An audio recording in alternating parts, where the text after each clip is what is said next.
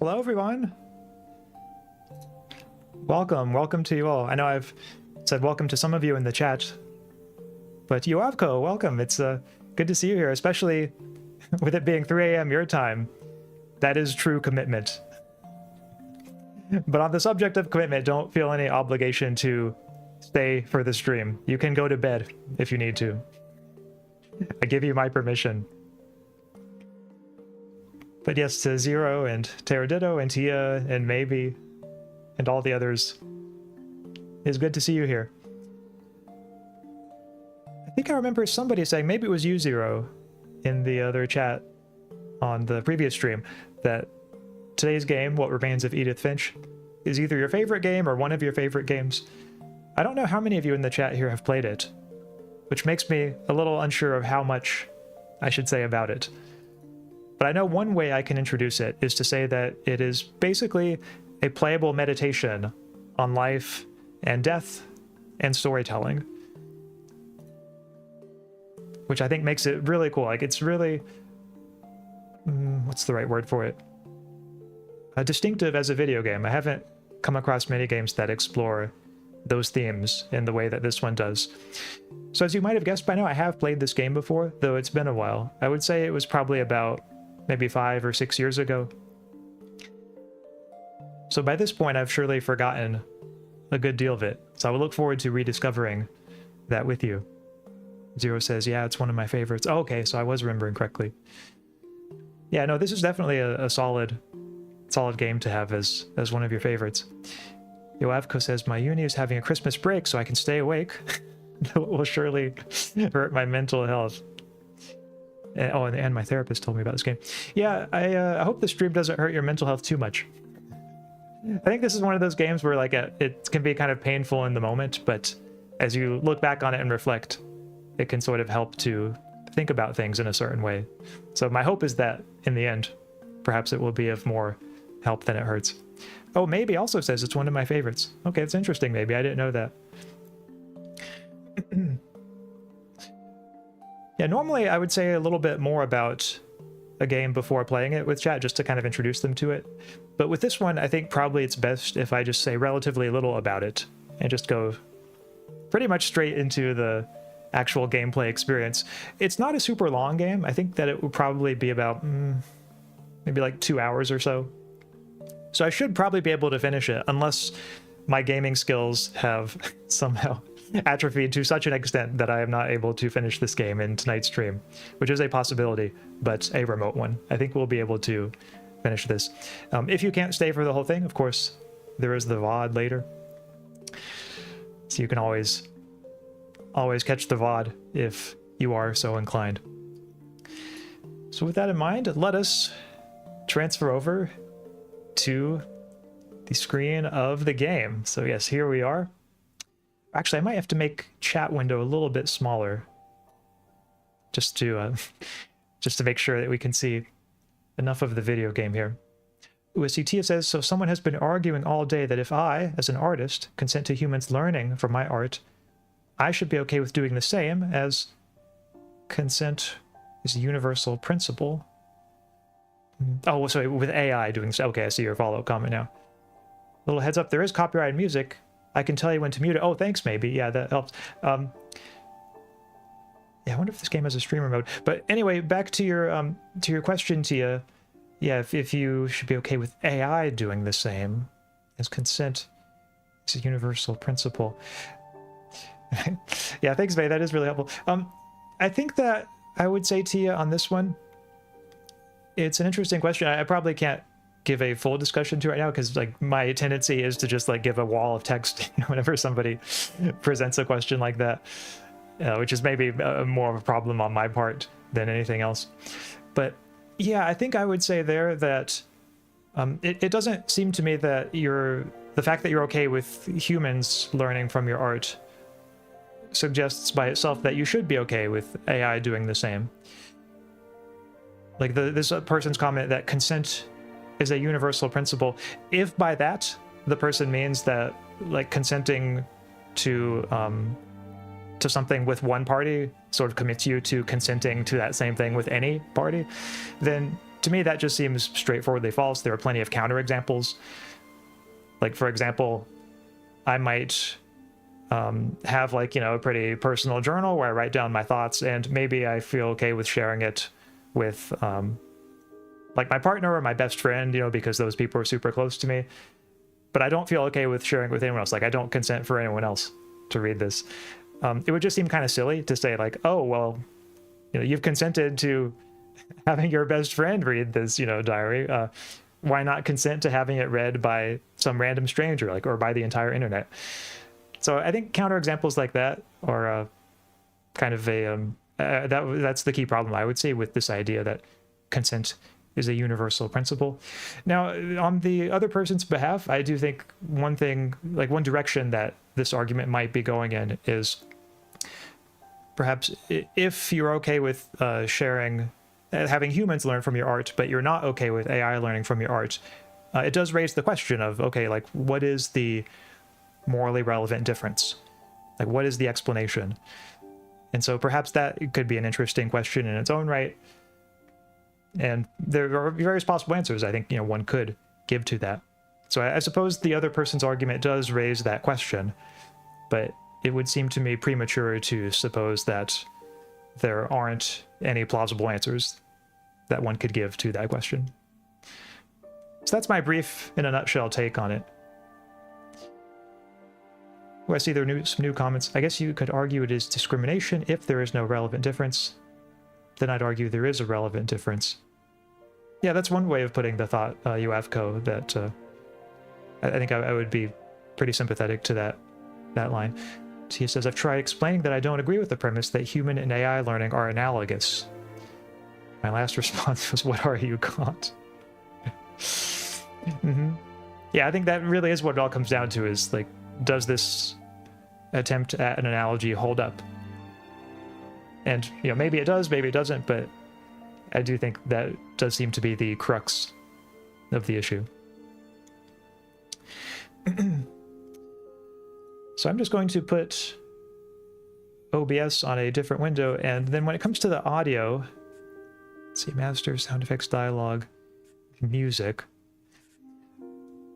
All right, I tell you what, maybe I'm going to rely on you to tell me when the copyrighted music comes up, or if it comes up and you're not here, you have to leave the stream for some reason. I will just try to use my own intuitive sense of when it might be copyrighted and then quickly head to the menu to turn the music down. Perhaps I can do the same thing Karis does, and maybe I can substitute my own music. I'll just start singing, you know, Linkin Park or something. Though I think it would really be tonally not in keeping with this game. Maybe I need to find like an artist who is more along the lines of this game's tone. But nevertheless, all we can do is our best. You got us. All right. So chat, get comfortable and let us settle in. And here we go.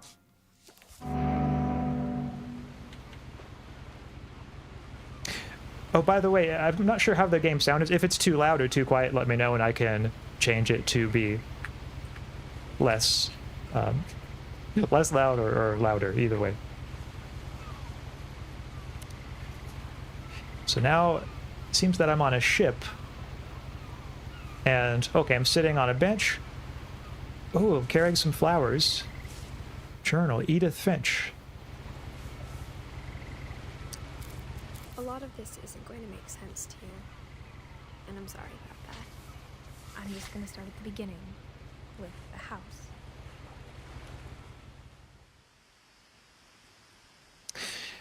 Much of this game, I think, involves also just a meditation on memory and stories we tell. So it's very fitting that it begins with looking into a journal and recalling a memory that the author has.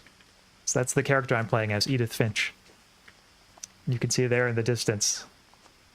It's a very unusual building. I lived here until I was 11, but I wasn't allowed inside half the rooms. Yep, that is her family's house. Oh, nice flowers there. I'm not sure what kind of flower that is.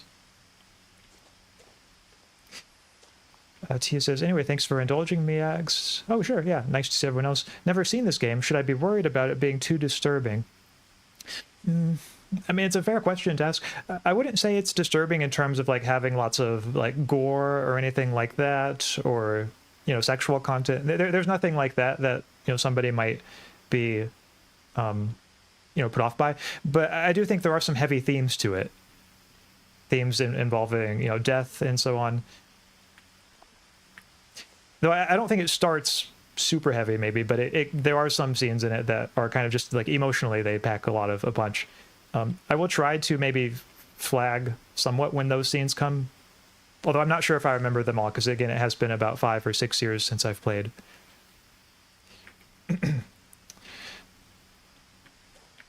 But I do remember at least a few of them.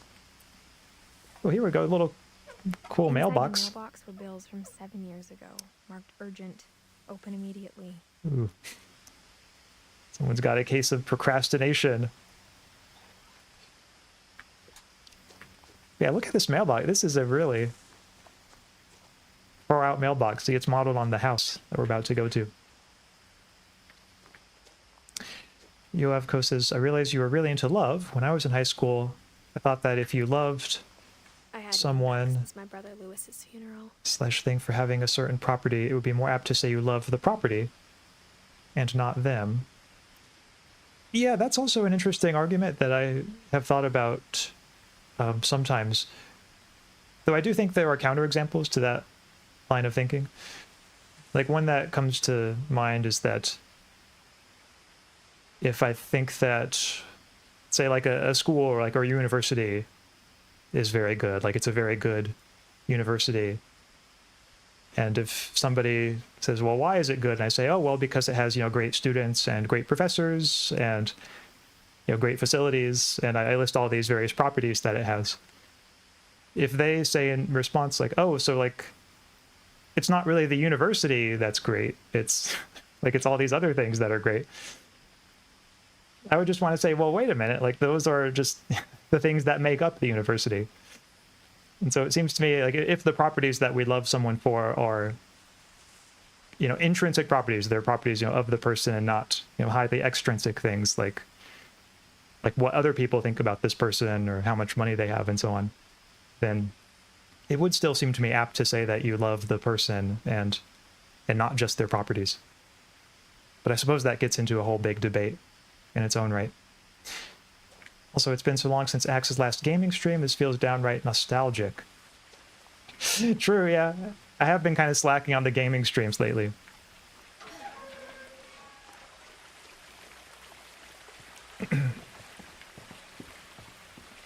Inner Will, my mother left me a key, but didn't tell me what it unlocked. Maybe she thought I'd know. Or she thought that the mystery would be enough to bring me back.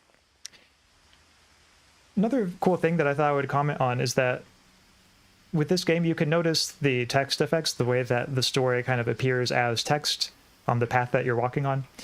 In a way, it sort of bridges the gap between like reading a novel or like watching a visual novel and playing a game. And so in that way, it's, technically a video game, of course, but it feels a lot like just, reading a book. I then argued that supposing this, you have to either love everything or nothing, at least rationally. If you love a property, it must either be because of the properties or because of no reason. Argued that this is not a false dichotomy, as something's identities is arguably a collection of their properties. Yeah, that would be terrible if we got onto an infinite regress. But I saw a few hoof prints. If we got into an infinite regress of you can never love anything because you'd have to love the properties of its properties of its properties and so on. So fortunately, we are arguably not in that circumstance. But something's identity is arguably a collection of its properties. Yeah, that's a relatively plausible view that I think one could hold to get out of that circumstance. It's like Agrippa's Mukan's and Trimla. Oh, okay, yeah, interesting connection. And yeah, you're very welcome, Tia, yeah, for the clarification. Also, for those who saw my Slay the Princess stream, notice the way this stream begins. You're on a path in the woods. Ooh, a nice deer there. This is the first time I've thought about that particular connection between the two games. The truth is, even after I inherited the house, I never thought I'd come back to it. But now I had questions about my family that only the house knew the answers to. So already with this game, there's a bit of a dark undertone, or at least mysterious in a way. Wondering... The house was exactly like I remembered it. Wondering what exactly are the secrets that this house contains. Yeah, Terradito, I thought you would like that, the path in the woods. Maybe there's going to be a princess in this house. Who knows? But yeah, like, look just like how much personality that has, even with how faded it is. Or maybe the fadedness and sort of dilapidation of the house. Maybe that's as a child, a part of its appeal. Made me uncomfortable in a way I couldn't put into words. Mm-hmm.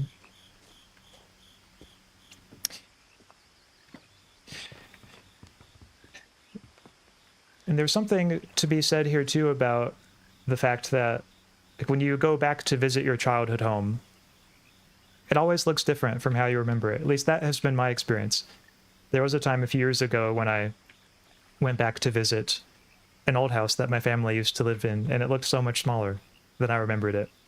It was kind of a surreal feeling, which I think is the feeling this game is trying to capture in these opening moments. How about you, chat? Have you ever gone back and visited something from your childhood in that way? It really can be surreal. This purple... Now, as a 17-year-old, I knew exactly what those words were. I was afraid of the house. Maybe says those purple flowers are foxgloves, I believe. Oh, thank you, maybe. Okay, I didn't know that, but foxglove, that's helpful to know. Yoavko says, if you love something at all, you get to the first loves it's all based on. Those are made for no reason. If you love a thing for no reason, rationally, you would love everything else. As a reason or lack thereof would not be able to discriminate. I will stop there. Okay. Yeah, no, I do think there are interesting questions one could raise about arbitrariness in love, and whether love is the kind of thing whose meaningfulness is undermined by being arbitrary, and what connections there might be to the question of should love be conditional? You know, should it be based on reasons? I think some of my past streams have gone into those questions to some extent. Might have to explore them more in future streams, though.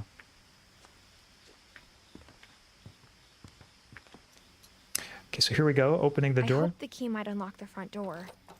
It didn't. Okay, we've got a little mail slot here. In, I felt like the house itself had been waiting for me.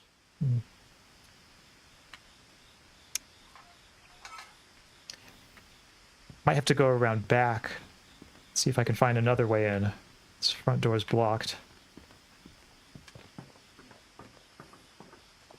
Oh, hey, look, more foxgloves, maybe. Maybe this garage door? Nope. Okay. Well, it was a good try. Let's see, maybe... Oh, okay.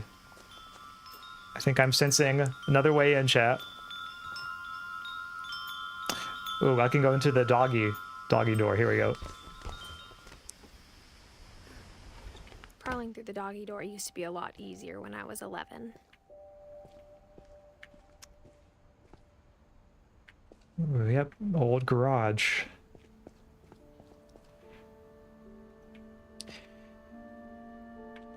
Foxglove symbolize duality as it is both healing and poisonous. That's another thing I didn't know. Maybe fitting for this game in certain ways. In ways we might discover here in a moment. But yeah, I know, like, whenever I go back to visit old houses that I used to live in, not that there are many. There are only 2 houses that I've previously lived in, but each time I've gone back and visited them, it always does have this strange aura to it, that whole experience. I'm trying to think of the best way to articulate it. It is a tricky thing to articulate, almost as if I'm on sort of sacred ground. At least sacred in terms of my memories. And like how these places sort of formed who I am.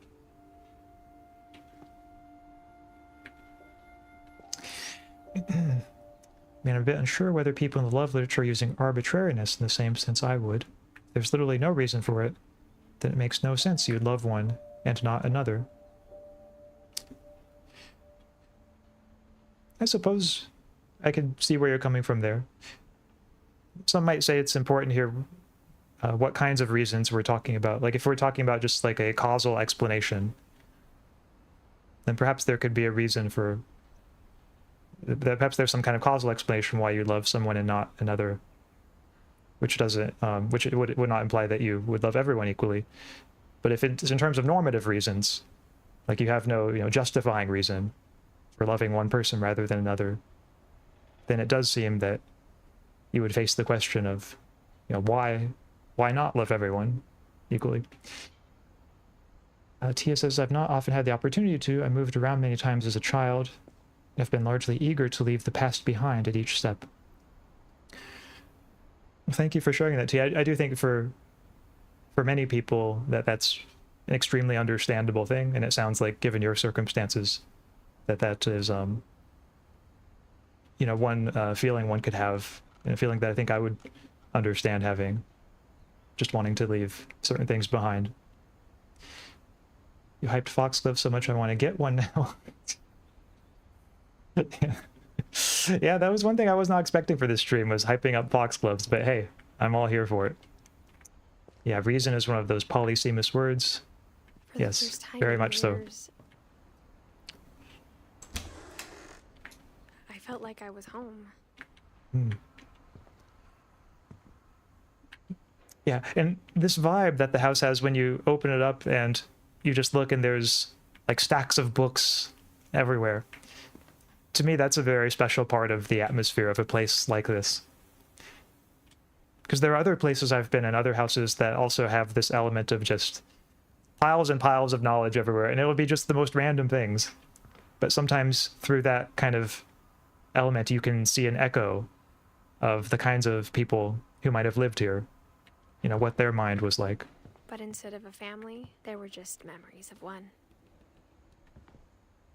Mm-hmm. Yeah, it looks like this place hasn't had anyone in it for quite a long time. Like how after Lewis started working at the cannery, we all got sick of eating salmon. Except our cat, Molly.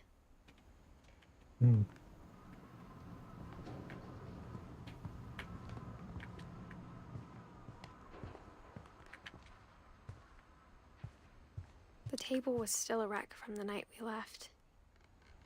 It was like a bomb had gone off, killing everyone but sparing the furniture. Gee, I wonder what happened. Okay, I've actually forgotten why they seem to have left so suddenly. Or what could explain all of this disorder. So that's another mystery of the game that I shall have to find out. My mom was the only one of us who could imagine Great-Grandma Edie living in a nursing home.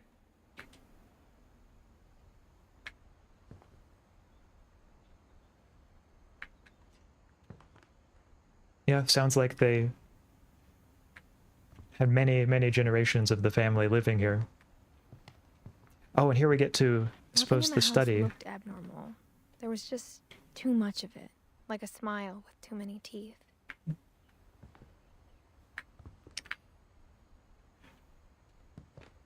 Yeah. Even the fireplace had a story. Edie told me the bricks came from the original house, after it sank. After it sank. Let's see. Oh, chat. Do you see in the distance there? I think we might see a remnant of the original house. Not sure if we'll be able to go out to it. It looks like it might be a bit inaccessible. But yes, the house that I am in now is not the final house. Or sorry, maybe it is the final house, but not the first house that they had. There apparently was one in the far, far past.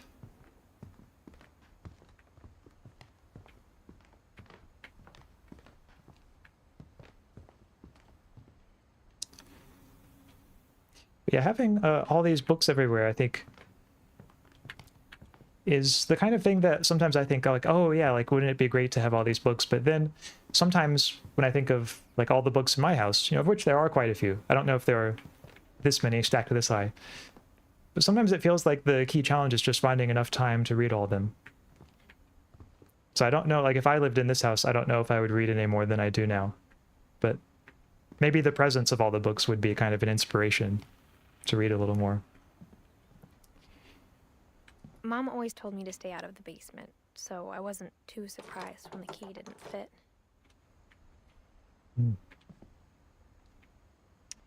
Speaking of books, that's the name of a Goosebumps book, Stay Out of the Basement. Random childhood memory.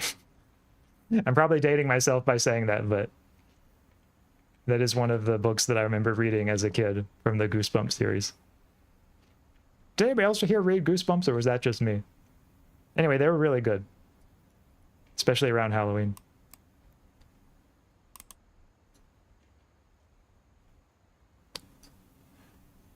I guess this could be some kind of music box.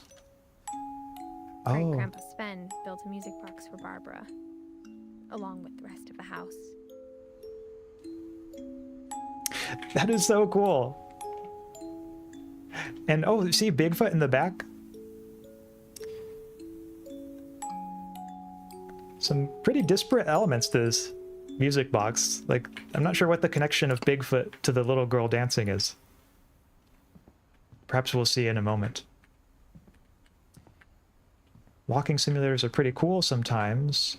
You played the beginner's guide. Oh, I don't think I have. Maybe I'll have to check it out. Schopenhauer is a cool quote about what you said. Let me look it up and send it. Oh yeah, thanks. I'd be curious to read it. Oh yeah, all these letters. I think Leon liked Goosebumps, so maybe you are. It doesn't surprise me to hear that Leon liked Goosebumps. He seems like a cool guy, and, you know, all the cool kids liked Goosebumps. A lot of things got left behind in the whirlwind of that last night. So they had to leave the house quickly for some reason. Actually, maybe I should check out this strange door. It appears to have been sealed shut.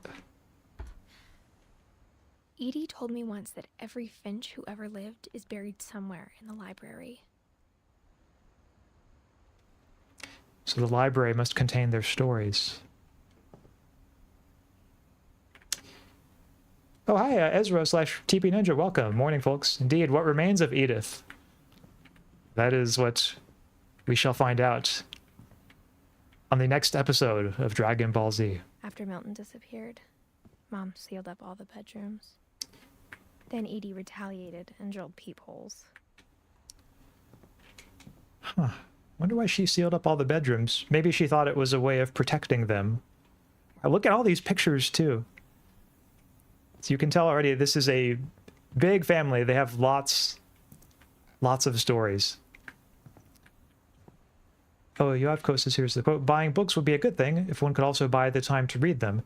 But as a rule, the purchase of books is mistaken for the appropriation of their contents. Yeah, Schopenhauer being very relatable, as always. Especially when it comes to a house like this. Molly, 1937 through 1947. Molly always seemed like a girl I could imagine being friends with, if she hadn't died in 1947. I see. So the rooms being this way, they're kind of sealed in time.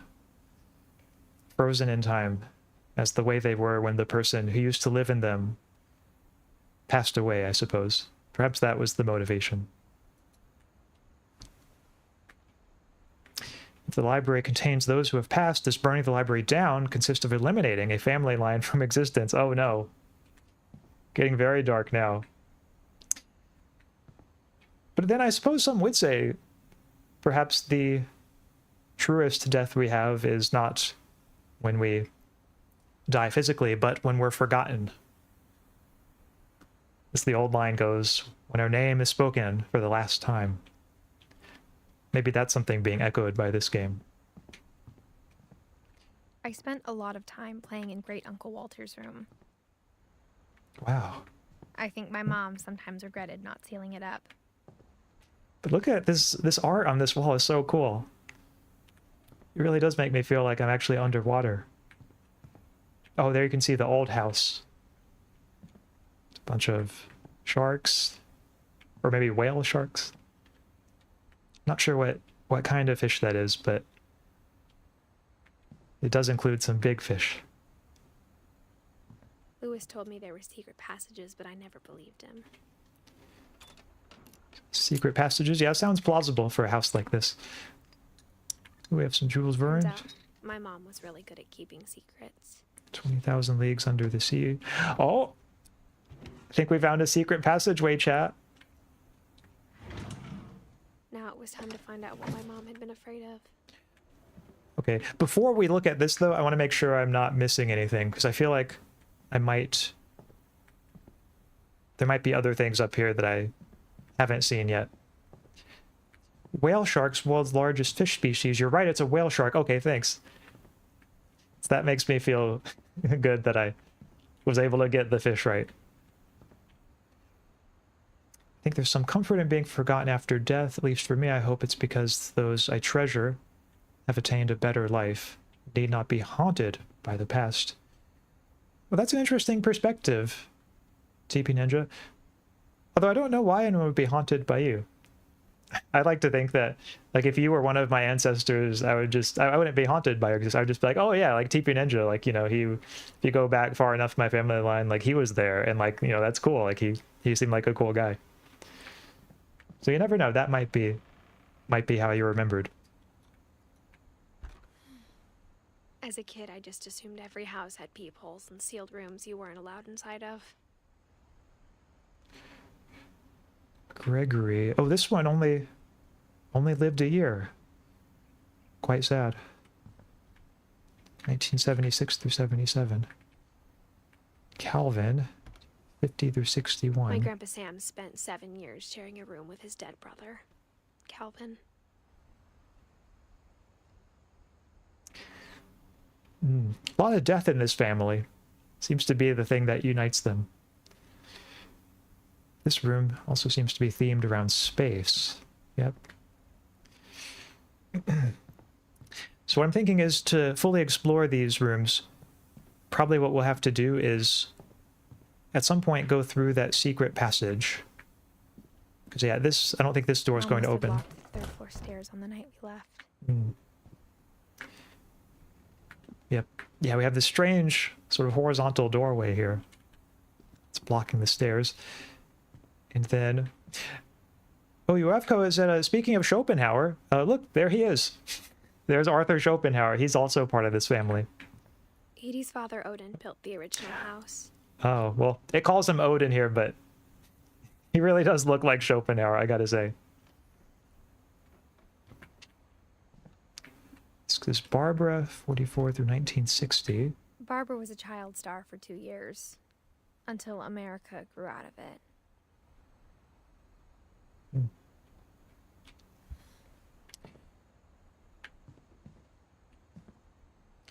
Wait, does that mean Greg lived only for a year? These are short lives. I'm afraid it does. In Greg's case. As they say, death unites us all. So it does, so it does. There's not an empty corner in this house? Yeah, I mean, it really is full. Like every nook and cranny has memories in it. My friend Bigfoot... Oh, that's why Bigfoot was on the music box behind the little girl. It looks like this was a film with Barbara Finch. Whenever people ask me about my family, the first thing they always want to know about is Barbara.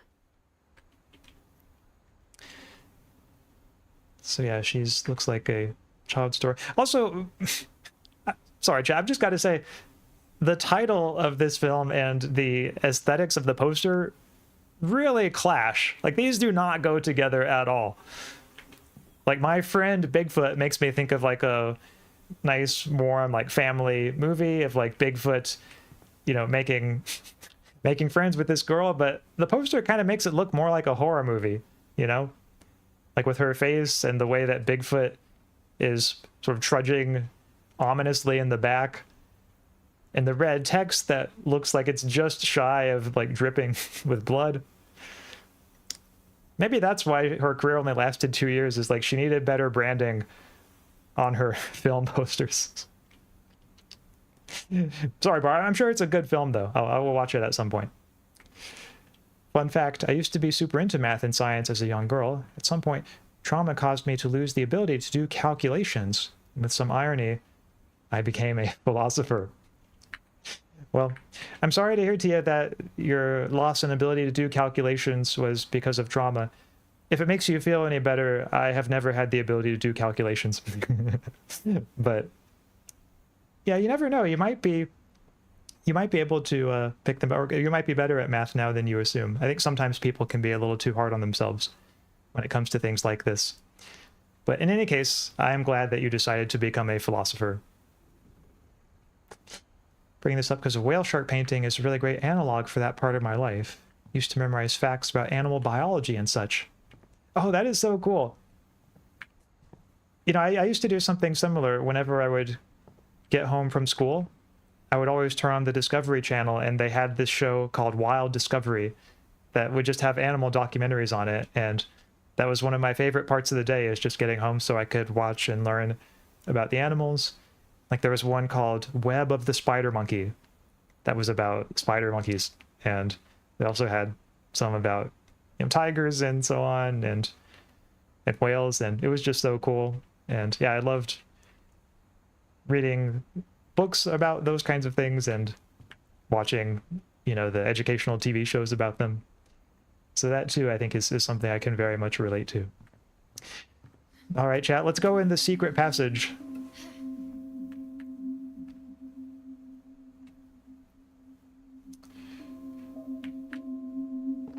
Reading this, maybe it sounds like I had a plan. But I had no idea what was behind that door. So this is one of the sealed rooms. Just like I had no idea where all this was gonna lead.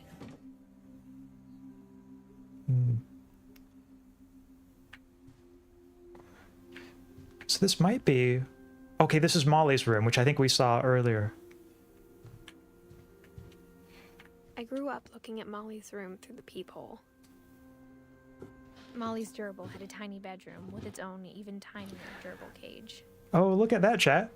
You see the little tiny gerbil cage for the gerbil? That's quite cute. He's just like me, for real, for real.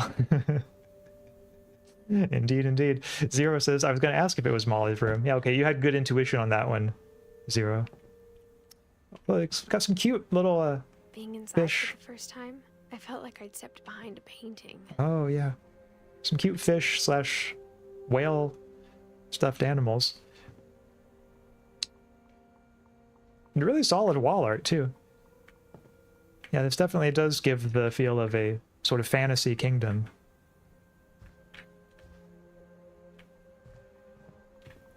A nice little jellyfish plushie there. Oh, and this must be... So there's something there I can look at. But first I'm just going to look over here. Looks like this must be where she did her studies. She studied some animals. See, she even has a scorpion there. Some beetles.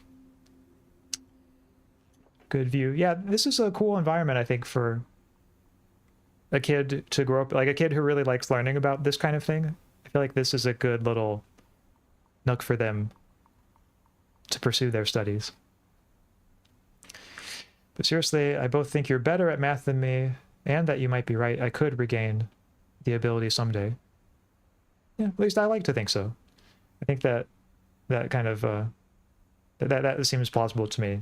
That kind of optimism about your ability to regain any math that you might have lost. Whale Shark Kingdom win. Whale Shark Kingdom sounds like a good album name. Scorpion. All right, chat, I think this might be the first actual memory we get to glimpse into of this family. We'll get to see what happened to Molly. Do you have a favorite animal species, X?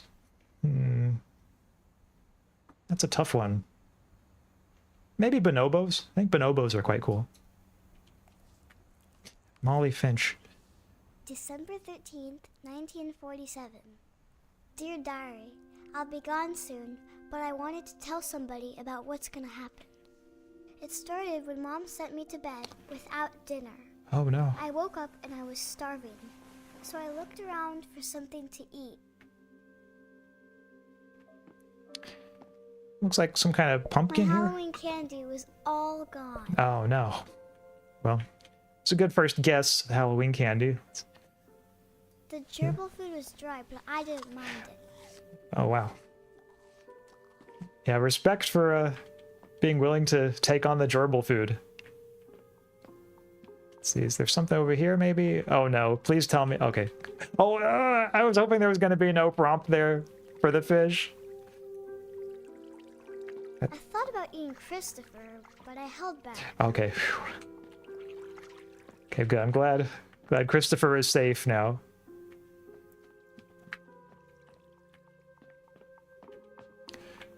So there's... Ooh, I could go through either of these doors. Why don't I try this one? Oh. Mom, can I come out now? Sweetheart, it's late. Go to sleep. So it looks like this one is the only one left. Oh, the toothpaste. Eating and eating. Oh, this is sad. Yeah. So earlier when I mentioned this game gets kind of heavy, I think this is one of the first scenes. Feels like CPS should have got involved. Yeah, quite possibly at this point. I ate a lot of things that night.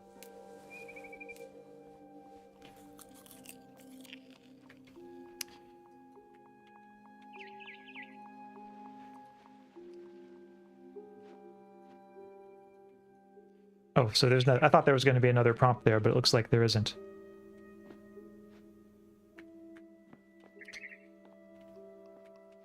Okay, so nothing else I can do in there. I heard chirping outside my window. It was a barn swallow going back to her nest. Oh no. Barn swallow, get out of there. I reached out for her. Oh.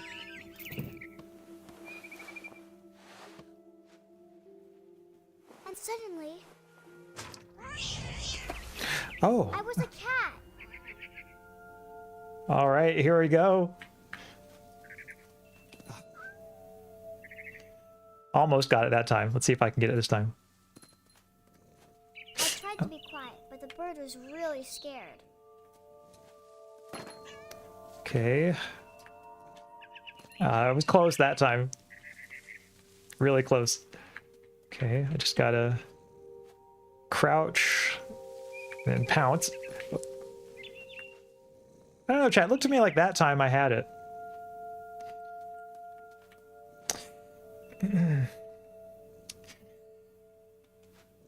Oh, and then it's over. I realized I missed some comments here. I don't know if seals are a species of their own, but I love seals. Yeah, seals. Seals are really solid. Had some bad experiences with math in high school, but I honestly think learning formal logic helped ease me into math again. Yeah, formal logic is great practice for math and getting better at math. Really just for like the mathy side of philosophy. Mom and Dad didn't even look at me. Oh. They don't notice because she's a cat. But yeah, Yoavko, if you need to sleep, that is perfectly fine. I will not be offended. I always tell my viewers that their needs, their health, come before watching my streams live. Of course, I am glad to have you here, but yeah, you should always favor whatever it is that you need to do. Don't exactly know where I'm supposed to go from here. Maybe I can... Oh, there's the bird.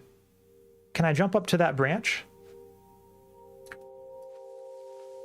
Okay, it doesn't look like... Oh, gotta jump along this path. My guess is she ate some things that made her hallucinate this. Ooh, that's an interesting possibility. Yeah, I mean, if we're trying to reconcile the different parts of the narrative, that might be the most plausible way we can account for this. Apart from just her having a really active imagination. I meant specific species like peregrine falcon, but if we're just naming genuses and such, then I like rabbits. Okay. Yeah, rabbits are pretty cool too. IDK if CPS was a thing. Yeah, oh, that not a bad point there, Zero Striker. I don't know exactly when it was created myself too, but 1947, I guess there was you know, things that houses could get away with that, you know, fortunately they can't as easily get away with anymore. Okay, here's the bird. See, am I gonna get it, chat? Ah. Almost had it that time.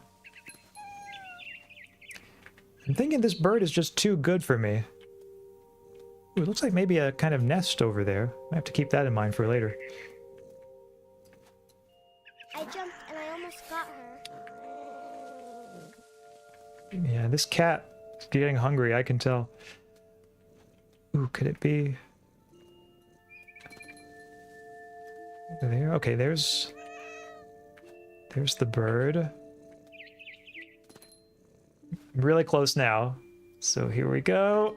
I could tell she was getting really tired. I actually thought I was going to have it at that point. Come on, bird. Just let me... it was so close. Now I was up in the big tree. I promised Dad I wouldn't climb it anymore. All I cared about was eating that mama bird. Yeah, this cat is getting so close. Okay. I gobbled her up. Oh, no. And suddenly, I was an owl. Oh. First, all I heard was the wind. Then I heard little teeth nibbling in the grass.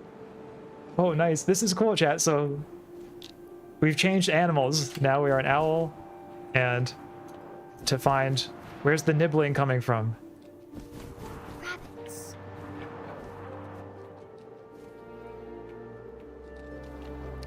Funnily enough, I'm quite comfortable with formal logic. I got into it at the point where my math ability cratered the hardest. Ooh, that is interesting. Because, yeah, formal logic... I know, like, for me it was tough because I wasn't a natural at math. I think a lot of people who study it have that experience. If they're not the best at math, they have trouble, at least at first, with formal logic.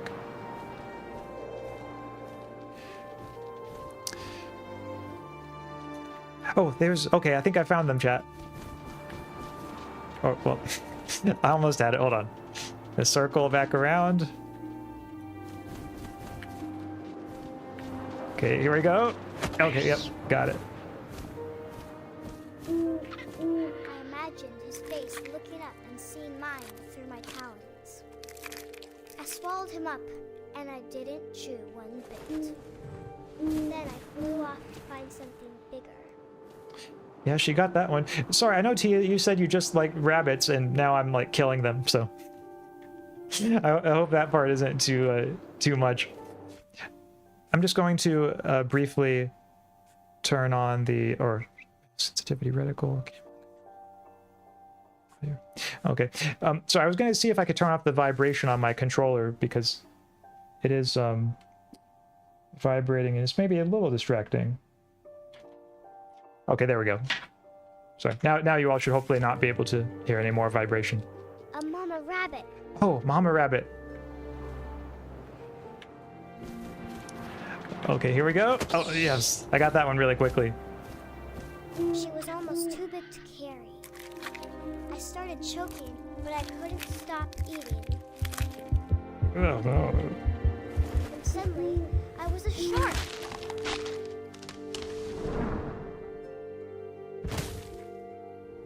Oh, that shark needs to be in water. Oh, no. Ah. Okay, come on, shark. We got this. We got this. Oh, Zero says, can you also turn the game audio up? Yeah, sure. Thanks for letting me know. It can be hard to tell sometimes in OBS. So I just turned it up a little bit in OBS, but let me know, y'all, how this sounds and if it's any better.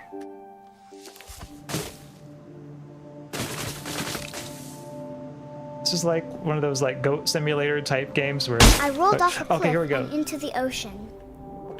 Now, I was hungrier than ever. So I'm a shark now. Yeah, I love the way this game puts you in just really different gameplay situations so suddenly. Ooh, there's something maybe I could eat. This is better. Okay, good to know. I wanted fat, juicy seals. Oh, and somebody was saying earlier how much they like seals. I'm sorry, chat. I keep killing the animals you all say that you love.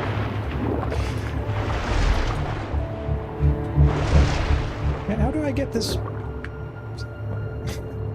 Okay. Okay. I just gotta aim a little bit better. There we go. Okay, we're getting really close now. I tore off her flipper, and it tasted really good. Oh man, that poor seal. I'm kind of rooting for the seal, even though I'm the shark. But alas, that is the way that nature goes.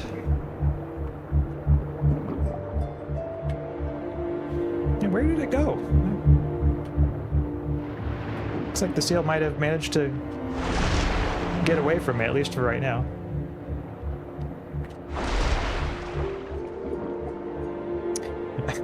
Also, I haven't been able to fully follow it, but I do love the fact that there's a discussion of formal logic. Going on. Geez, this game is too loud for me now. Can you try a middle ground? Oh yeah, sure. I will lower it slightly. Okay. So I just lowered it a little bit. You can let me know if that's any better to you.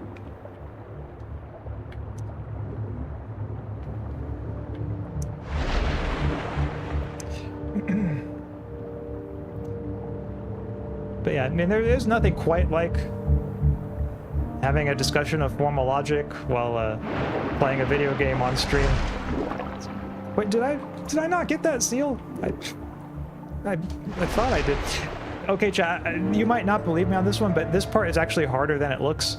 The aiming on this shark does need a little bit of work. You have to like keep dragging your mouse down to aim down, but then it just kind of goes where it wants to sometimes. We've got a little ship right there. Maybe could the seal be hiding in that, perhaps? It dove down. Okay, yeah, it could be hiding. Oh, there it is. I see it now. Yes, thank you, Zero.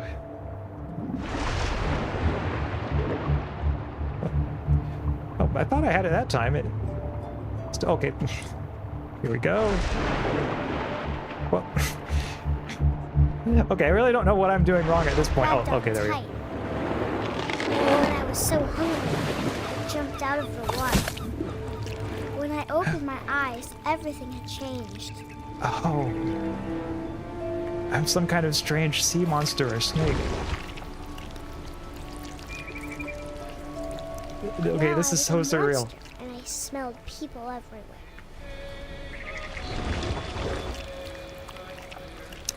Ooh, monster, I smelled people ever. Okay. I'm thinking some human is going to meet a grisly end from my long and scary tentacle.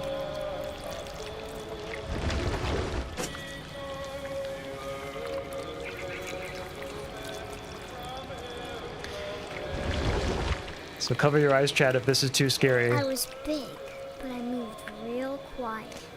Because this captain is about to meet his demise. Okay, Captain, here I come.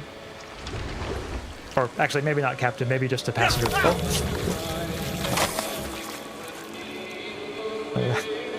That one kind of scared me, actually.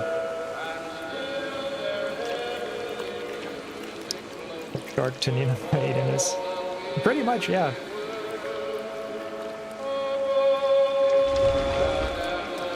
Let's see, maybe... Should I go around here?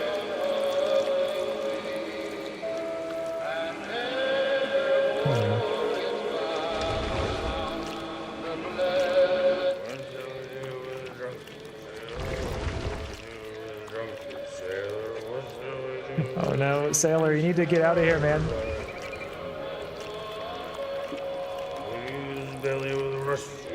Or there's the captain.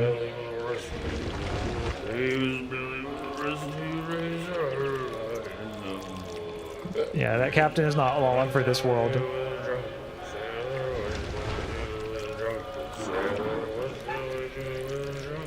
After the last passenger, I was still hungry. And across the water, I smelled something new. Something I had to have, so I swam towards it.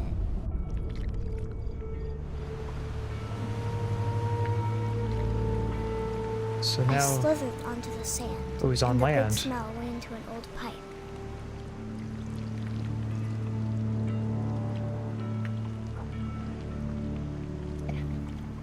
Yeah, I don't know who's going to be my next victim, chat. Seems like maybe somebody who's wherever this pipe leads out of. Straight out of the toilet. This is getting creepy. I got closer and closer.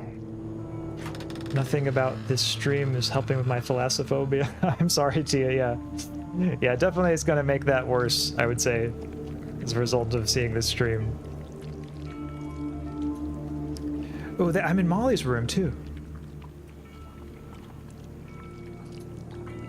All my stomach started growling. And suddenly, I was me again. I held my breath for a long time, but I couldn't hear anything. I think it's waiting for me to fall asleep. But it's not going to wait much longer. It needs to feed, and we both know I will be delicious.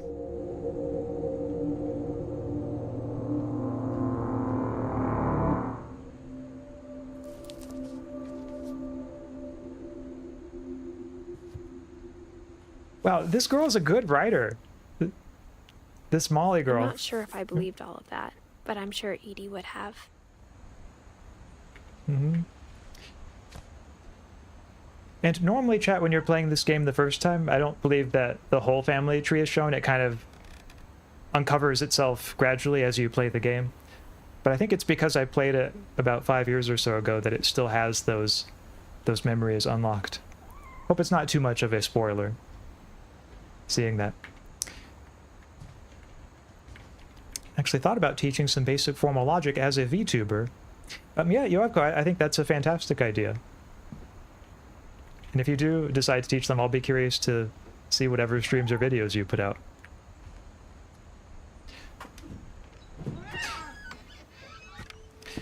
So what I'm gathering at this point is, I don't know if we actually know for sure how Molly died. Unless we assume that the sea monster thing was real. But if we assume that that was just her imagination, then I suppose it's still a mystery.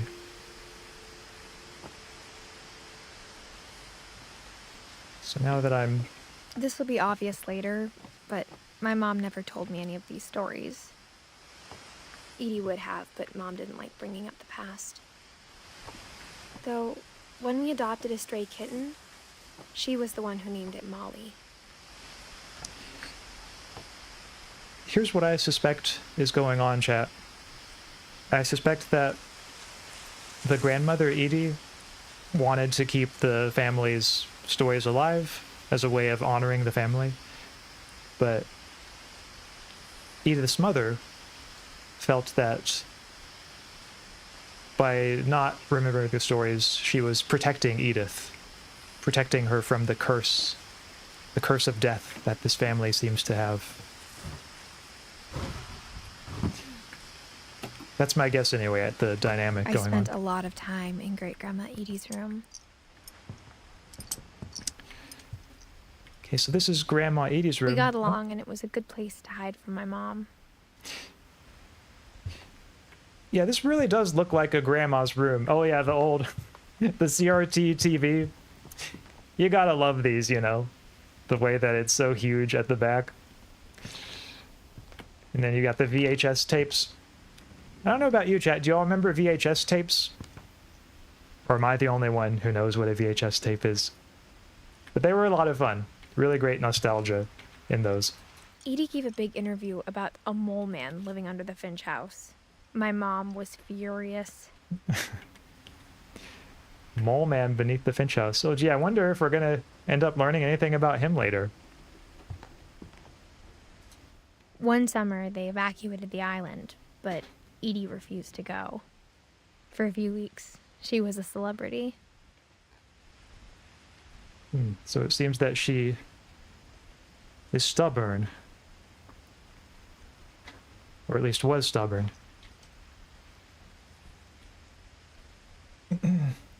Used to have one of those CRTs when I was a child. Okay, so you know what it's like, Zero, then.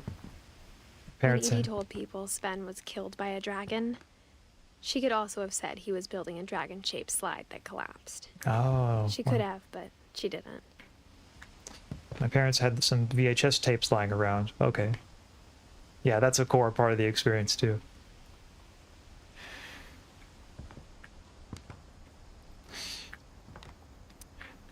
So yeah, everything about this room just communicates the grandma aesthetic. They did a really good job modeling that in this room. Like, so much so that just walking in this room makes me feel like I need to be like extra careful to make sure that I, you know, don't say anything strange or that might offend like my grandma's sensibilities. Not that my grandma's any longer with us, but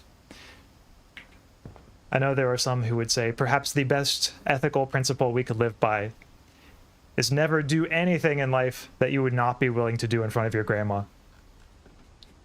And if you're thinking now, Axaeon, that's crazy, there are a bajillion counterexamples to that, then all I have to ask you is this.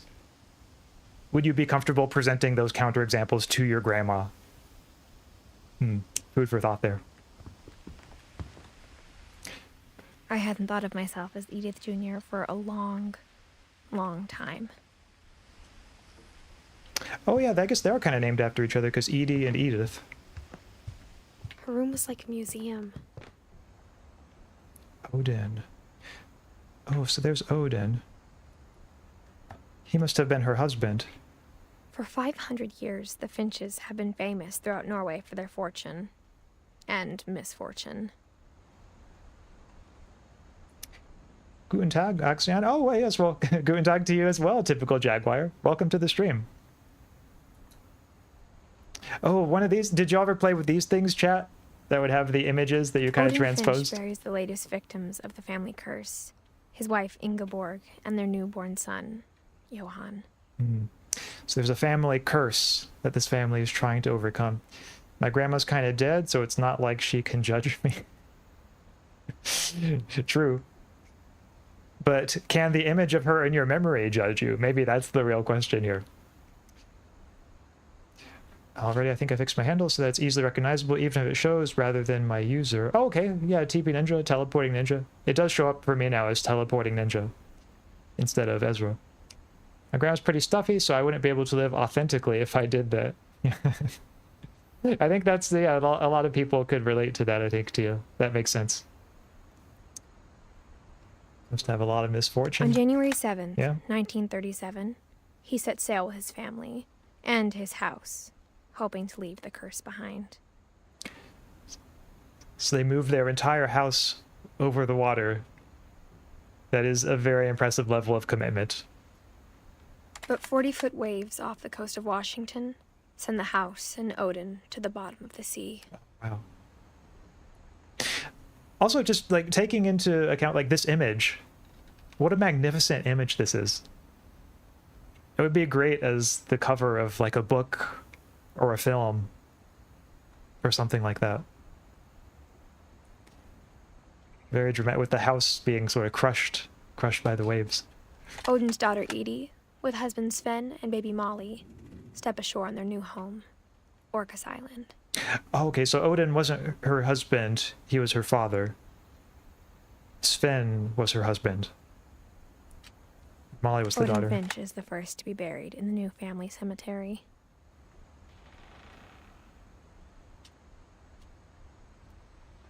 His daughter Edie is already dreaming of a new Finch house. Okay, so there's Edie, and that must be Molly that she's holding there. Wonder if you could actually do that. Yeah, I don't know. It would be certainly quite an undertaking to try to transport a whole house that way. Wonder if Odin's ancestors made a deal with Hela or something in exchange for fortune. Yeah, I don't know if it's ever explained in this game what the source of the family curse is. But if it is, then we will find out, chat.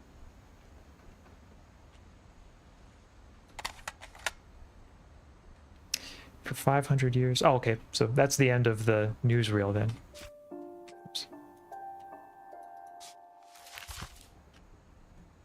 Not sure how I actually get out of this. Oh, okay. I tried to go to the menu to get out of it, but looks like that Whatever's was wrong with this family, the most it I goes could do. back a long ways. Odin. Oh, he was a new. I must not have seen him on my initial playthrough. So he was the OG, the first one.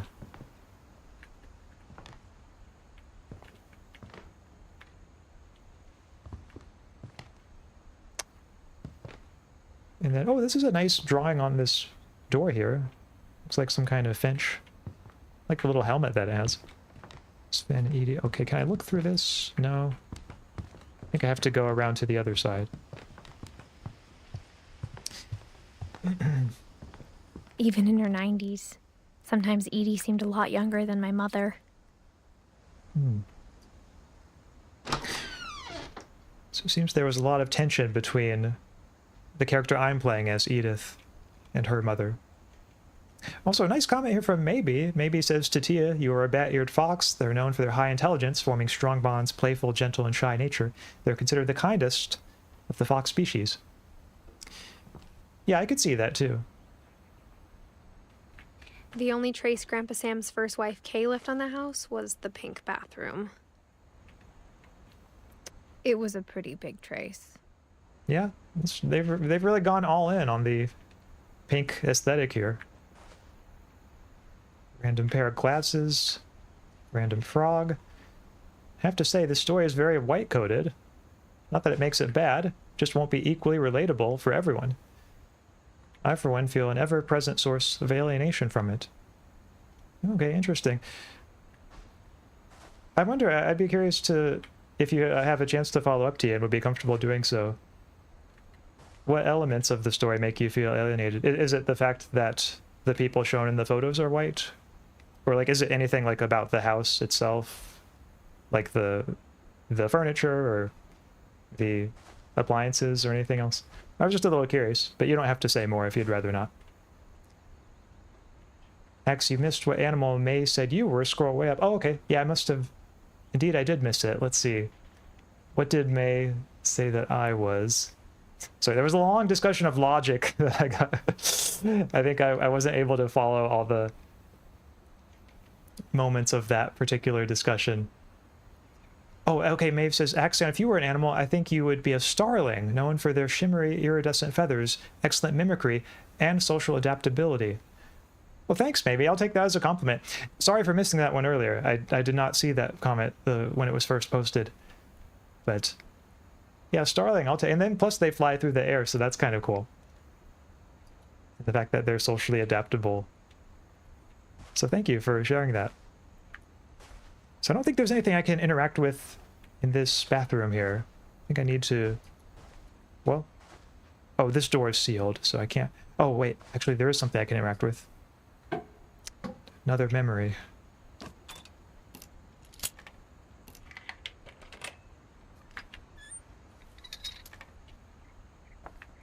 There's a secret in this bathroom. Ooh, nice. We got a pop-up book here. Those are always cool. Okay. Ooh, I can... It's in the last place you would look. I can pull on the tabs. Let's see what this tab does.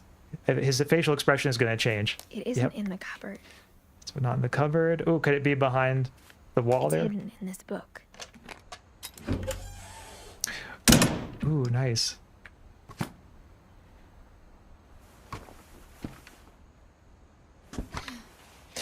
Oh, Tia says it's one of those largely intuitive things that's hard to explain. If the house instead had a Buddhist altar, incense pots, and lucky cat statues, perhaps you'd feel the way I'm feeling. Perhaps. All I can say is, as far as I can imagine, if that were the case in this game, I'm not sure if I would feel alienated. I mean, perhaps I would. I think my main feeling would just be like, oh, this is cool. Gave Sam an old camera he'd refurbished. He never put it down. I might just think like, oh, this is kind of like different from what I'm used to, but perhaps I would feel a certain alienation. It's hard to say for sure. So here we have Sven's camera. I guess, oh, this must be like the dark room that he had.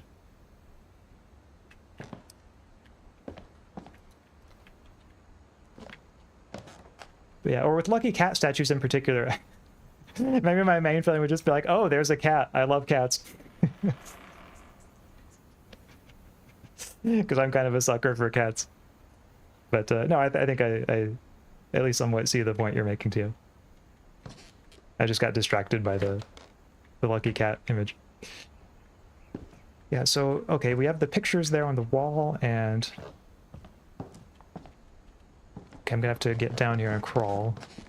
From the paintings on the wall, it was clear my brother Milton had been here before me. Oh, this is the space room. Yep. I remember we looked through the peephole on this one.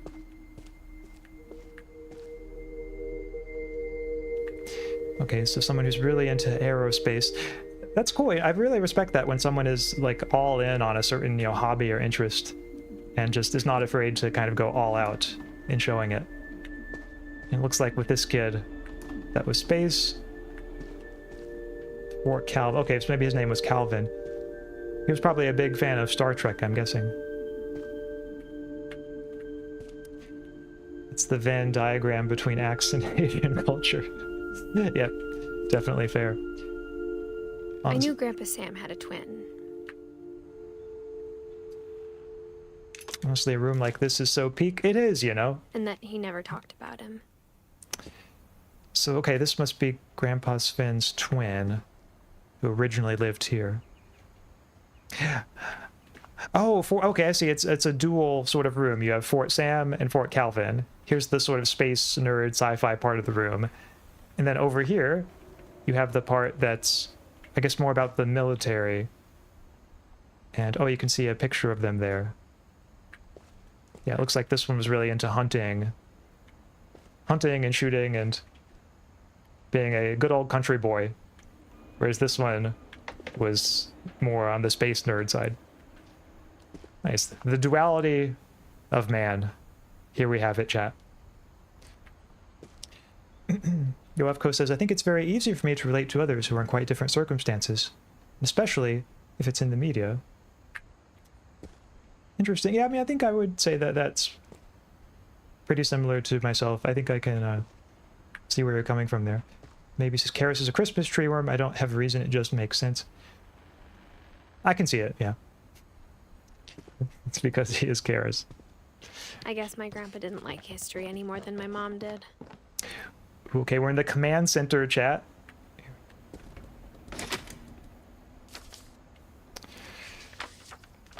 How I Want to Remember My Brother by Sam Finch. The thing I remember is that when he made up his mind, that was it. Oh, we're on the swing set. My brother said he'd die before he ate another mushroom. And he did. At Barbara's funeral, we swore we'd never be afraid again. And he wasn't. How far do you think I can go on the swing set, chat? Calvin always wanted to fly. Oh. Sam! Calvin! Dinner's ready!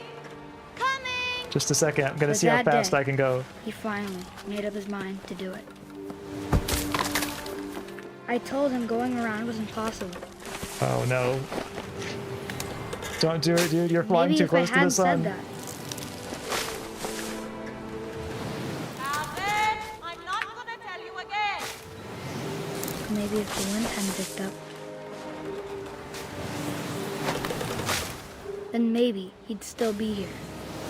But I doubt it. Yeah, I'm so close, chat. I think he'd already made up his mind. That's what I want to remember about my brother.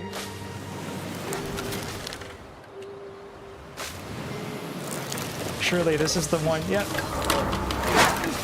He made it. The day he made up his mind to fly. And he did.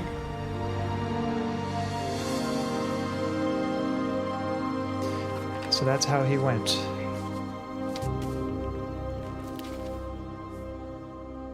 Calvin's story felt strangely familiar.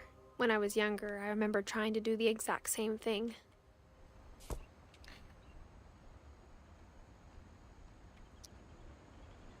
Well, I suppose one thing that can be After said the is at funeral, least Edie roped off Calvin's half of the room.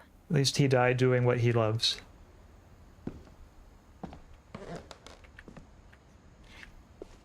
Don't make me sound so narrow-minded. It's just there's a certain ennui attached to how white people are treated as the default in media. I'd rather drop the subject now if others don't understand. Okay, that's fair too. Yeah, I'm happy to drop the subject. Mom said Grandpa Sam enlisted at 18 and never set foot in the room again.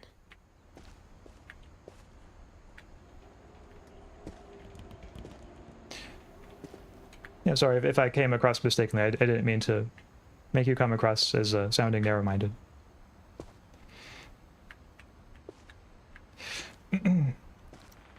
So now with that open... Okay, I think there's another secret passage here.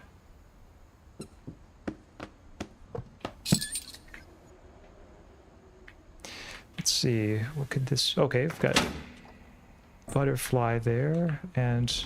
Oh, I guess I have to pull up, okay. So I don't pull it toward myself. I just pull it up that way.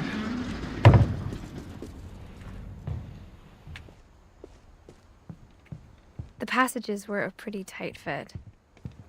They'd obviously been built for smaller hands and bellies. Could this one... Oh, okay, here we go. So now that I've unlocked this, get back into the main area faster.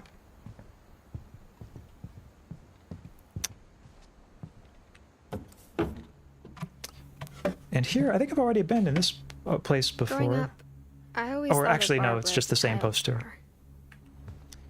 Yep. So now here we are with... Okay, this is Barbara's room. Yeah, I did see this space before through the peephole.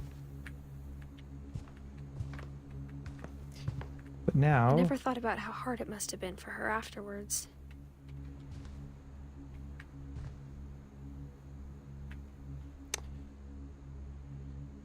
Yeah, that is one cool thing about this game, is that it, I think, particularly through this story of Barbara, or maybe not just Barbara, but like I think that's one of the ones that's included, is it goes into sort of an exploration of, is failure the right word? Maybe so. Like, I guess if Barbara's goal was to have maybe a thriving media career, and the fact that she had that briefly, but then it sort of didn't last. I don't think there are many games that explore that particular element, but this one sort of has a certain courageousness, I think, in the way that it is willing to confront that kind of issue. Dreadful Stories, guest starring Barbara Of all the Finch. stories people wrote about Barbara's death, I'm surprised Edie saved this one. So I know Halloween was a while ago, chat, but Old Jack here with another ghastly tale. looks like we're going back into it. By America's most unfortunate family.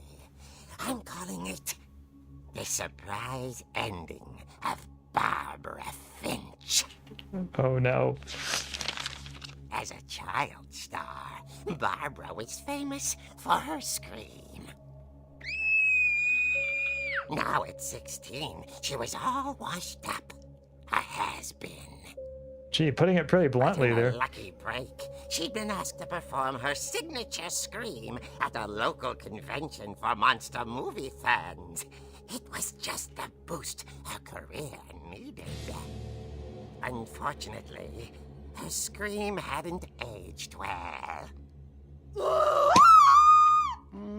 Getting better. Sorry. I think you just need the right motivation.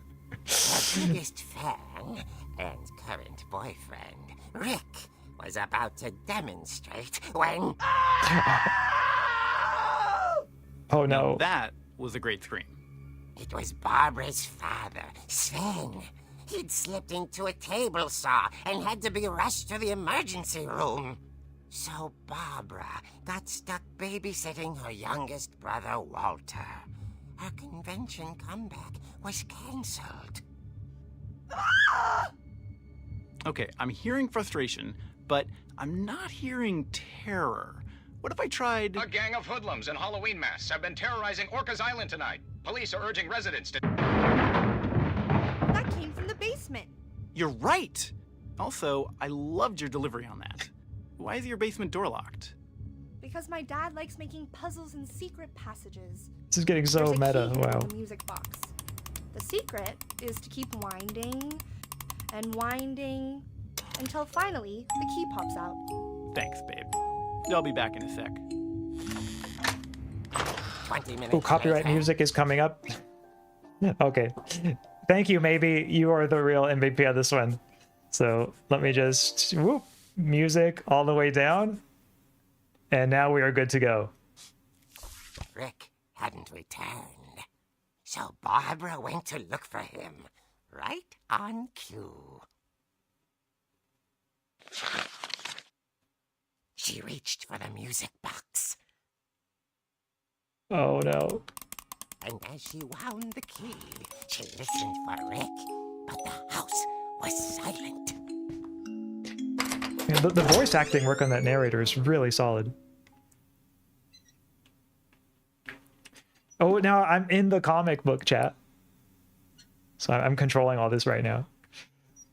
A little afraid to keep going. But I have no choice. She found Rick's crutch and imagined the worst. Oh, okay. First person fighter using a crutch. Okay, I can swing it. Good. For those that are curious, Michael Myers' Halloween theme by John Carpenter is playing. Okay.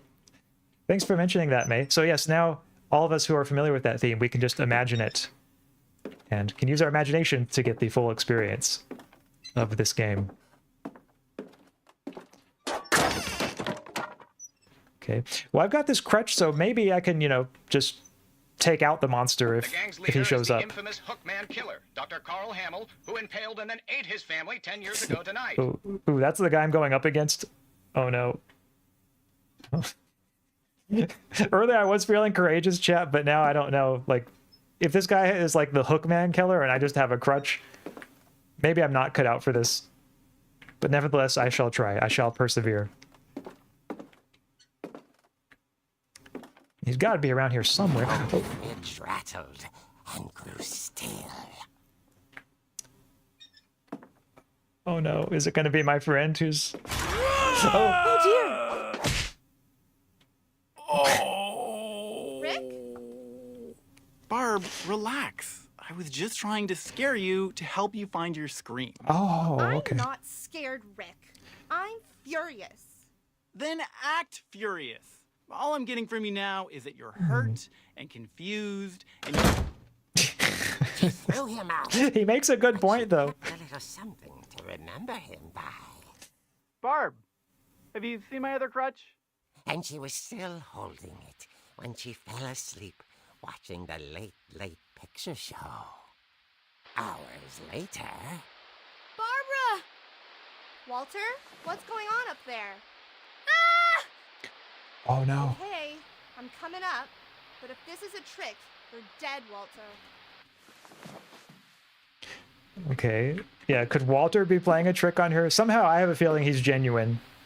I don't think this one is a trick, chat. Ooh, interesting chair there. It's quite unusual. Who even responds to my crutch hitting it?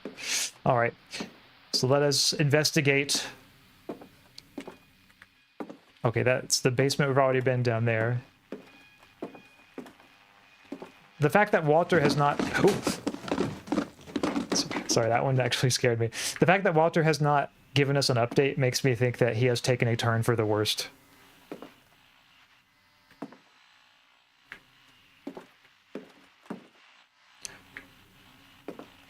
Walter, are you there?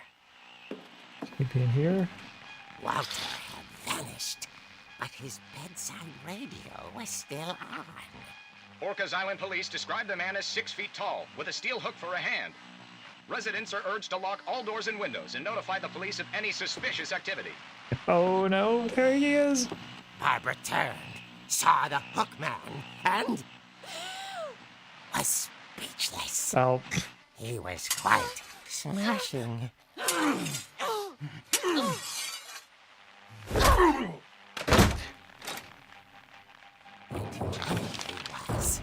He couldn't get enough of Barbara. Okay, I've got to get out of here. There's gotta be another way out of here. Sorry, I had to hit that clown. Okay. Oh, here we go. Okay. That All night, right. she played her part beautifully. So she couldn't find her scream earlier. I wonder, is she going to scream by the end of the night? Or will the killer take her out without even making her She scream? thought about abandoning Walter, but just couldn't do it. That's right. Yeah, I've got to save Walter. Could it be in here? Oh, no.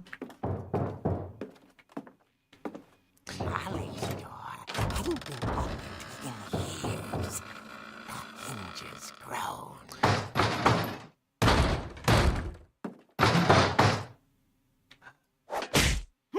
Oh, okay, I got him. I got him, chat. Oh. He wasn't moving, but she sensed the story might not be over yet. Okay, chat. You know what I think I've got to do? Let's go down there with this crutch and finish the job. It's the only thing I can do at this point. Walter, cover your eyes. This is about to get ugly.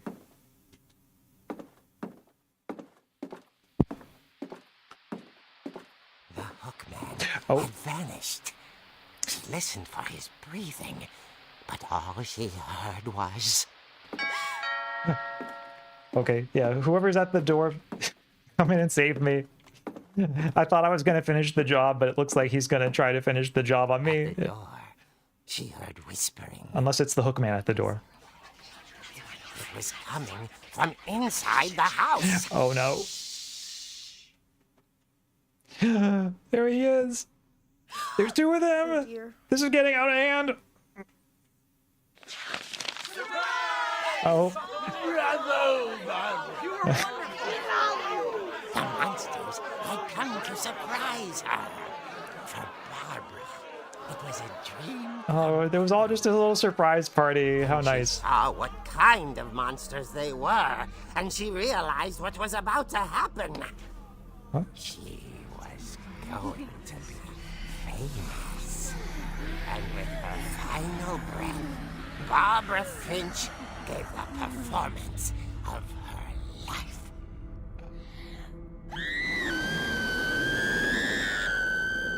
I wasn't there myself, but I hear Barbara was magnificent. Poor girl. She had a taste for stardom. But unfortunately, so did her fans. Of course, the police blamed it all on poor Rick, who disappeared the same night. And little Walter? Hiding under his bed the whole time. He took it all pretty hard. Oh, yeah. But He would. that's another story. As for Barbara, tucked inside the music box is all they ever found of her. Her ear. Now that's what I call a real eerie tale. Oh. Okay, you got me on that one, dude. Nice pun. You know, it's too bad Barbara had to die, but maybe that pun makes it all worth it, you know? Edie told me all Barbara wanted was to be remembered, as absurd as that comic was. Maybe what Edie saw was a happy ending. Yeah. So that's, sounds like... Wait, so I guess the monsters were, like, her friends who were dressed up as the monsters, but, like, they wanted to hear her scream, so they killed her? If so, that's really macabre. I mean, the only alternative I can think of is if they're actual monsters. But, how eerie, gruesome. Oh, you can play the music again. Okay, thank you. Thank you, maybe. That is good to know.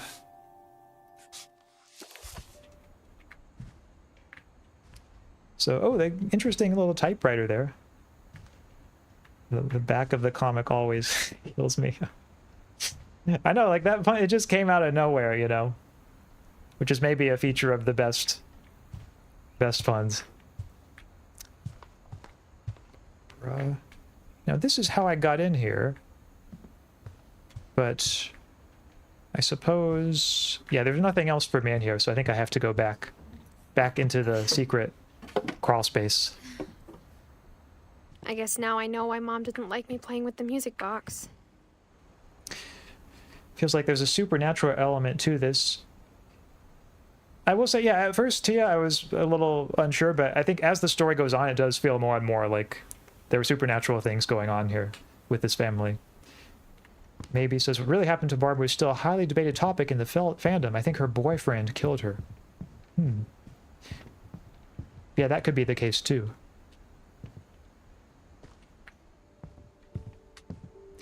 Okay, so now this is... Okay, we've been here before. It's funny. All those times I played with the music box and never found the basement key. So right, I suppose the next place we need to go to is the basement, because now we know how to get the basement key.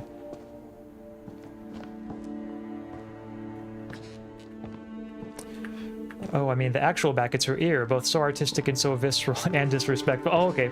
I misunderstood what you meant, Terraditto, but that makes more sense. Yeah, it is one of those, like, real shock value moments. Not that it's just for shock value, like, I think it plays into the story of the game well, but it is kind of a shocking thing. So I also think Rick killed her. Yeah, maybe. Could be that Rick killed her. Jojo, I think, who the fuck put that on the back of a comic dedicated to someone? Yeah, it would take a special person to think of that kind of Edie knit me a thing. new pair of gloves every year, just in time to replace the old ones. Oh, yeah, you can see the gloves right here on the painting. Louis died a week before we left, but Edie had already started to memorialize him. It's a nice painting. Him being painted kind of in the tree stump that way. Yeah, it's nice to be remembered, I suppose. But on a more practical note... Oh, okay, Yoavko says, I'm finally going to sleep. I have decided. Thank you, Yoavko, for hanging out in the stream. I wonder if that comic was was good right having about you there here. being a key inside the music box near the basement. And so yeah, I'm glad you were able to tune in. I hope you sleep well. So the game has given me all kinds of hints that I need to go like to the music box. But oh, I guess maybe if I go in here, then I can get back into the main space because there's a little shortcut to it. So yeah, I think I just went too far when I went back into the room. So I crawl down here and then I go back this way.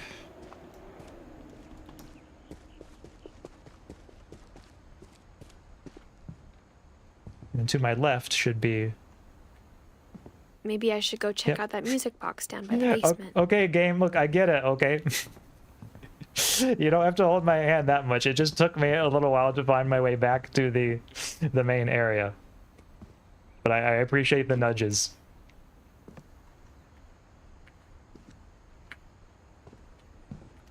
So music box would be...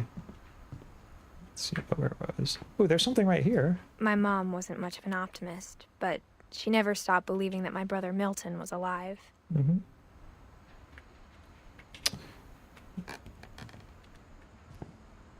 That's sad. I wonder what happened to Milton. Perhaps we'll find out here in a moment.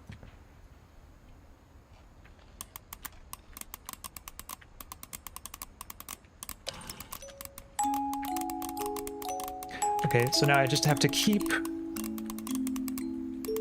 doing this one, and then, oh, yep, there's the key. So now the basement is unlocked for us. Did you know that there is some x such that x is... Sorry, if there is some x such that... Oh, sorry, hold on, let me rephrase. There is some x such that if that x is p, then for all x, x is p, is a theorem of classical first-order logic, the drinker's paradox. There is someone who, if they drink, everyone does. Interesting. I wasn't familiar with that particular label for it, but yeah, I suppose that we could think of it in terms of like there is some, like if you just take any person like who's not drinking, then for that person the antecedent of that conditional will be false, and so the conditional will be vacuously true. Perhaps that's what it's getting at. But I'll have to look that up. I didn't know it was called the drinker's paradox. So thank you for sharing that, Yoavko.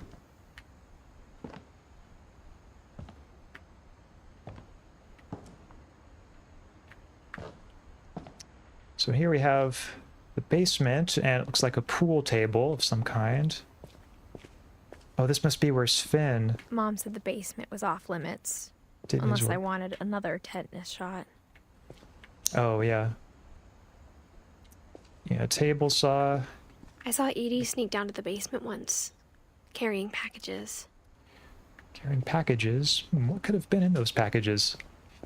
I thought maybe she was hiding presents. I mean, that's a reasonable guess. Ooh. It turned out she was hiding a lot more than that. Okay, we have a whole further secret space here. See, I don't think there's anything else for me to discover, so I'm gonna go keep moving forward, chat.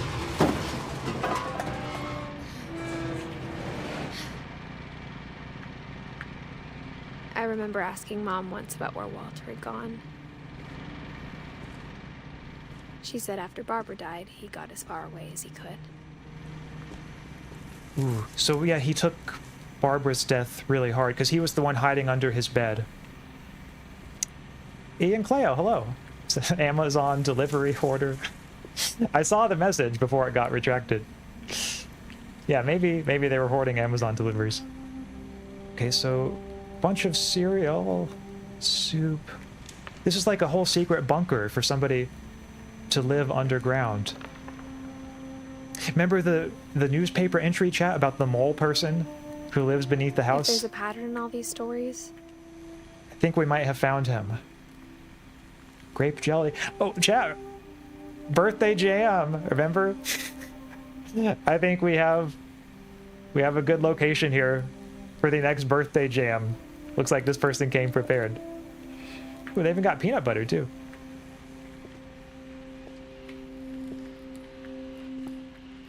I think it's that none of us has gotten very far.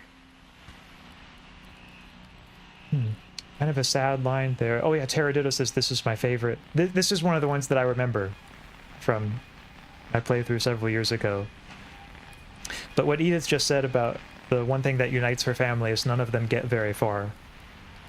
That is a pretty heavy line. So we have Walter, 1952 through 2005. Okay, 53 years. Let's see Walter's story, chat. Goodbye, everyone. I can't believe I've been down here for 30 years. Wow. On that first day, after the shaking started, I didn't think I'd survive a week.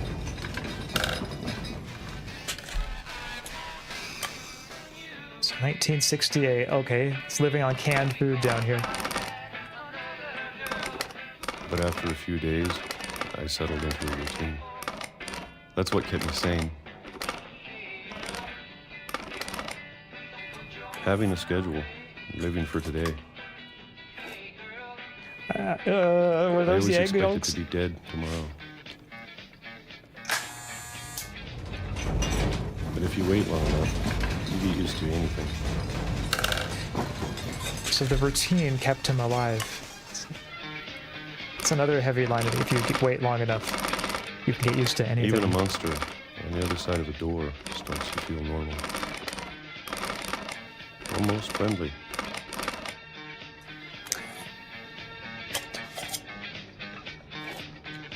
Yeah, I'm thinking what happened is he was so And then one traumatized. day, everything just So traumatized by Barbara's death that he wanted to retreat from the world. Whatever that thing was, it was gone. Maybe it got tired of waiting. Or maybe I just got tired of being afraid. Well, it's 2005, so he's been down there for decades. You can see how old he's gotten from his skin. It's been a week now, the longest in 30 years. I'm done waiting. I have to leave. Well, I still can. So this is where he lives. He has postcards from other countries. It's 2005.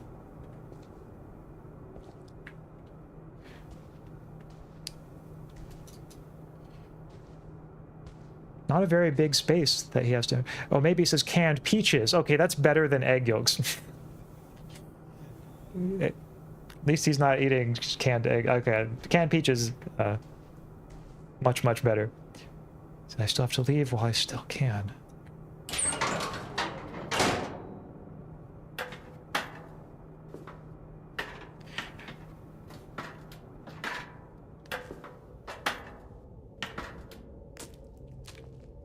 So he's going... Are canned eggs a thing? I don't even know if they are a thing, but... but I just thought that's what it was when I saw it. All these books, too. I know it's out there, somewhere. Whatever killed Barbara. Oh, yeah. And Molly. And Calvin. So it's because of the family curse of the early death. He was trying to avoid it by staying in that bunker. Maybe this is all a mistake. But I need to stop living the same day. Even if it kills me.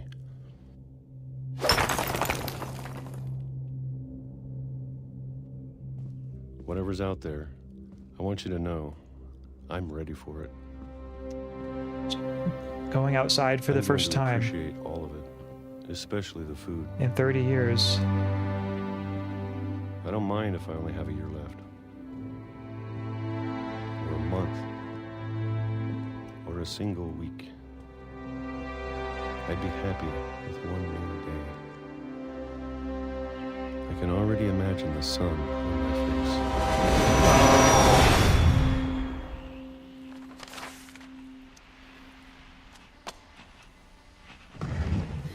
Right when he first stepped outside, too. Walter died when I was 6. I can't believe my mom never told me he was down here. Yeah, what a cruel light at the end of the tunnel. That is a very good connection, Terraditto. Normally we think of that image, a light at the end of the tunnel, as positive, but in this case, alas, it was not. It looks like he had an interest in trains too. That's especially ironic then. And somewhat cruel, the way that he had to die, being killed by something that interested him in this way. I'm sure my mom was trying to protect me.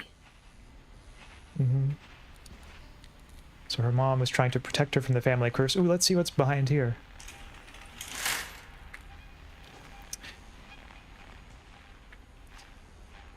Now this, too, is something that I do remember from my previous playthrough. This image, this painting, being lit up by these lights. I find this, too, such a richly evocative image. And one that's very melancholy, like much else in this game. Like the fact that he put up a painting of outside just to have a simulation of outside, you know, have to have some semblance of what it might be like to be outside. Even though it's just a pale and unchanging imitation. Makes me wonder if maybe, in some ways, some facets of our own lives might be like that, in ways that might be, you know, uncomfortable to acknowledge or uncomfortable to think about.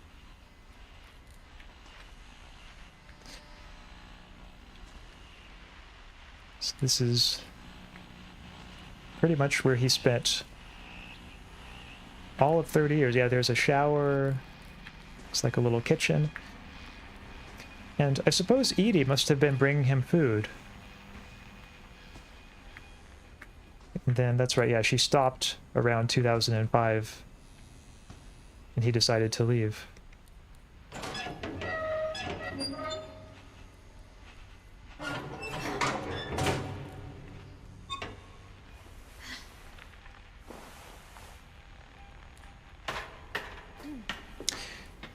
And now I am Maybe following she was afraid I'd end up like Walter. in his footsteps. I mean, I think I She can never told make it me out of about this an tunnel. uncle under the house. I just have to watch out for trains. Yeah, be really careful about trains. I can only imagine what else she was hiding. I don't want to make the same mistakes she made. Okay, more supplies. Oh, that must be like a trash heap. All the trash generated. Trying to bury something that's still alive.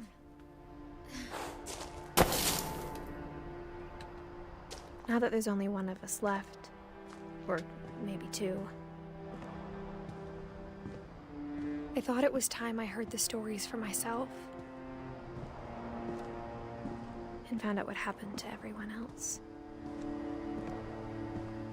But now I'm worried the stories themselves might be the problem. Maybe we believed so much in a family curse, we made it real. Oh, there's a little memorial for him. Wow.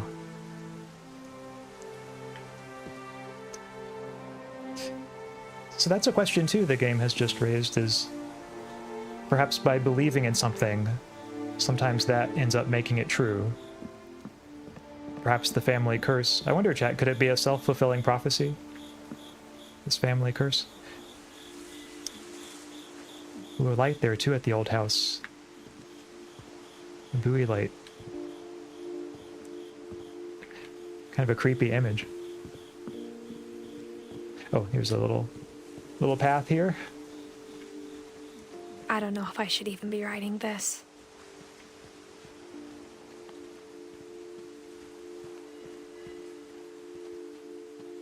Maybe it'd be better if all this just died with me. Perhaps. But it could be, maybe by going there and confronting this, maybe that's her way of erasing the family curse. Doing what the rest of her family could But I thought not. you should know about your family.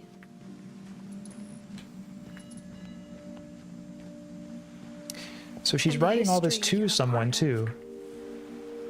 The history you're a part of. This whole journal that we started the game with, she's addressing it to someone else.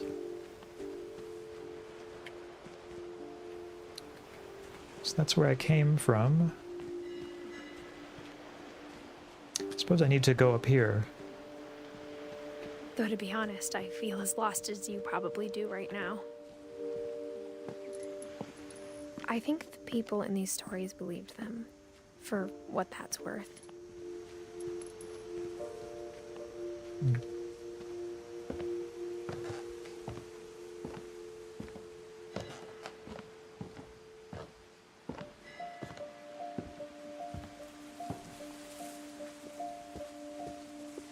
And when you look at the house, that history of imagination and stubbornness and madness, any of it seems possible.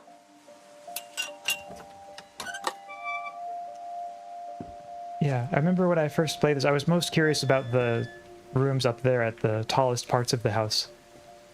I think that might be what we are going to see next.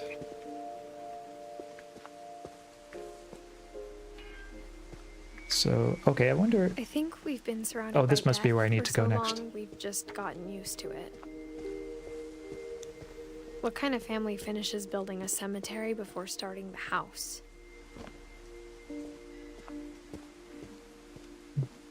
Good question. It's embarrassing for me to admit this, but the pet cemetery made me more uncomfortable than the human one. Oh, here's where all 3 their of the animals... gerbils were mine, and 2 had been my fault. Daisy, Lucy, Burpy, Derpy, Derpy Jr., Chirpy, Burpy, Lurpy, and Zorpy. Well, they're very consistent on their naming conventions. Oh, it even has, like, this one was a dog, and this one must have been a cat. Charlie the cat. Sven built the house, but it was Edie who designed the cemetery.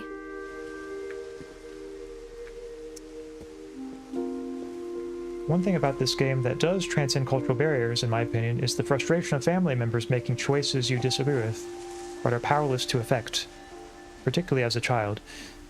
That's very nicely put to you. And that does seem right to me, that, yeah, that is something that is, I think, probably a universal human experience. That feeling of powerlessness as a child. Which is perhaps especially frustrating when it occurs in the context of, like, you know, your own family.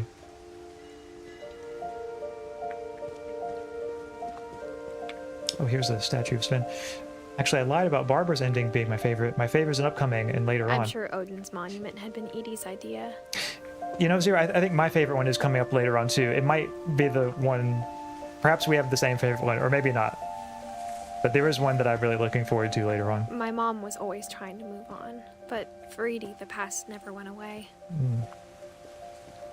Yep, Edie is more tied to the family history than her mom is.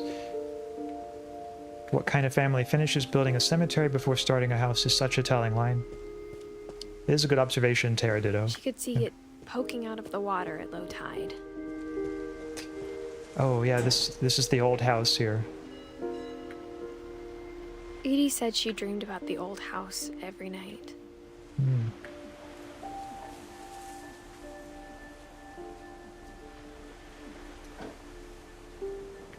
Yeah, it's so mysterious the way it's just sort of floating there. I feel like rhyming names would be funny in most contexts, but come across as creepy in this one. Maybe, yeah, when it is a game that is so heavy on the death, I suppose I can see that. Edie's side was always easier for me to understand.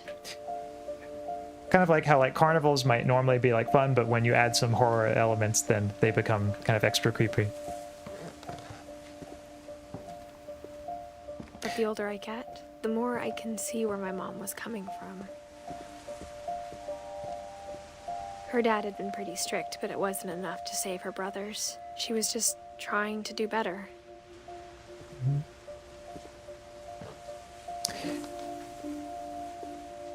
She lost 2 of her brothers, just like I did. I get why she tried so hard to protect us. Yeah, the way they have the cemetery structured like a walkway, you can kind of see sort of the family's history represented as kind of a walking journey, like a walking path. We So never Milton. found Milton's body, so my mom insisted we were putting up a monument, not a tombstone.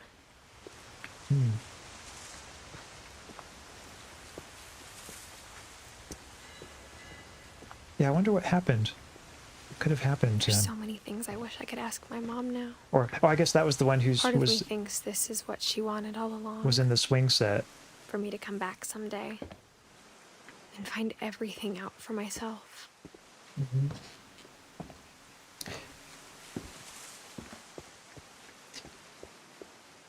Yeah, if Milton was the swing set kid, then I guess it would make sense that perhaps they never found his body.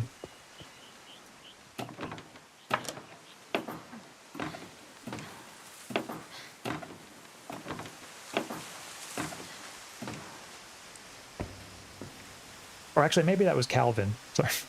There's so many names in this game But that looking I back on it now, have trouble remembering them.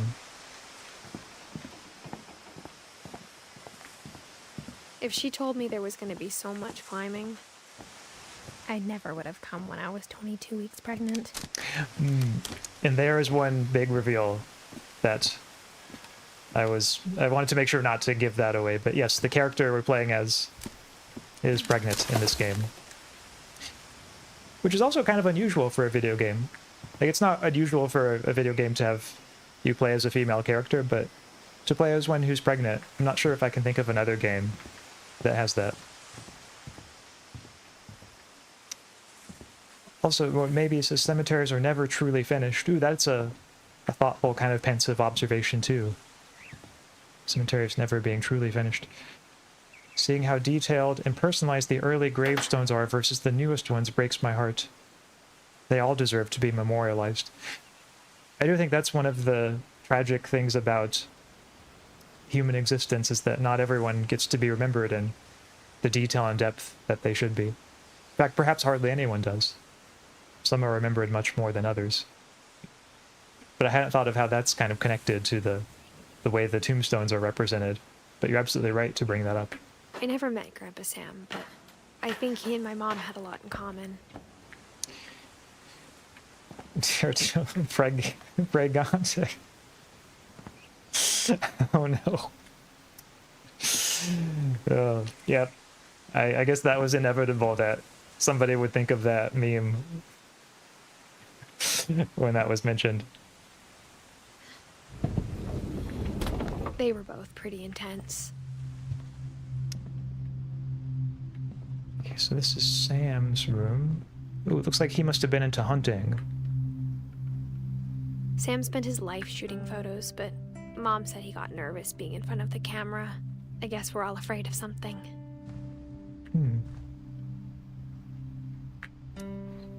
Okay, looks like maybe he was in the Marines. What could this be?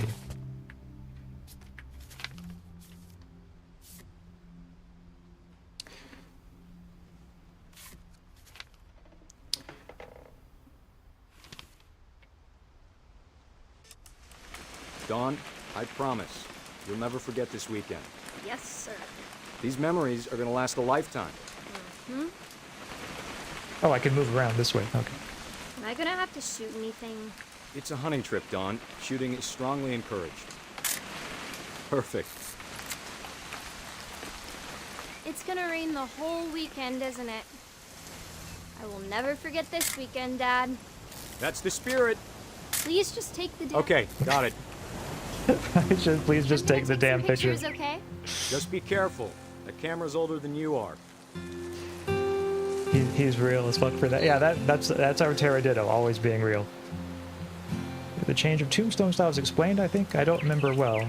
You're right, Dad. It's starting to clear up. Oh, maybe it is. Still freezing, though. Maybe it is explained somewhere. Okay, what am I supposed to take a picture of this time? Oh, these birds, maybe? Oh, okay, maybe not. Oh, maybe this one. Aw.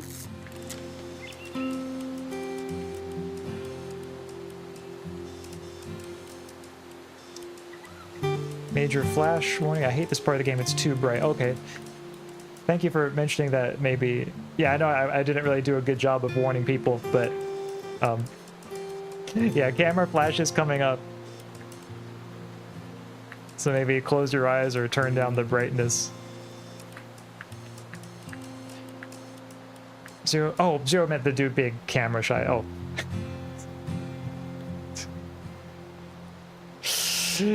You know what I thought? What I thought he meant? I thought he was referring to Terraditto being real for mentioning the like Pregante meme. But I mean, maybe he does mean that too, or maybe that's something else we could agree on. But yeah, the camera shyness, I can see that too.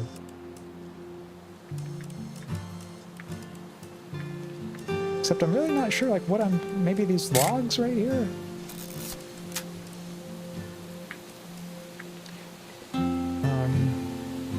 So I know it's probably something obvious that I'm missing. Oh, maybe these birds?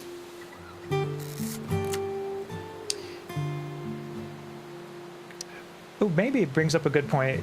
Edie is the one who makes the tombstones, but she's getting too old to continue. Oh, that's kind of sad too, but yeah, I mean, it makes perfect sense that something like that would happen. There must be some further wildlife that I'm missing.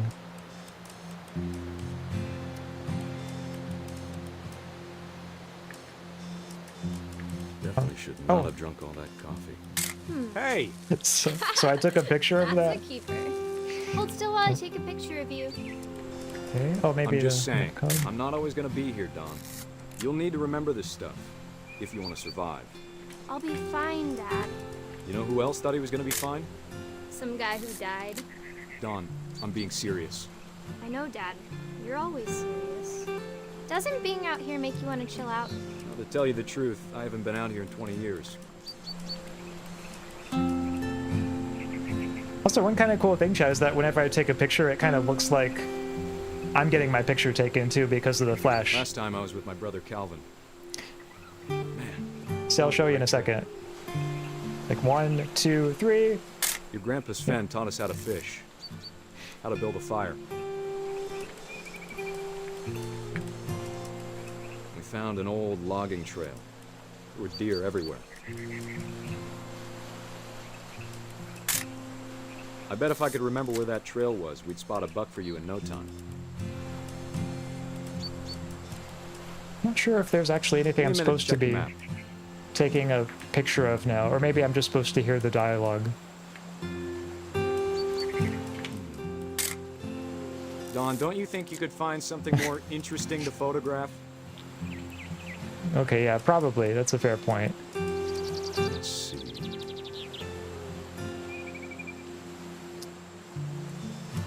But what though? Because like there's just some boxes nearby and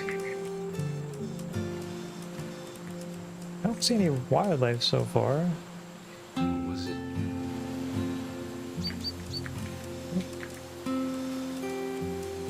Okay, his rifle. Could have been. Maybe in the distance? No. I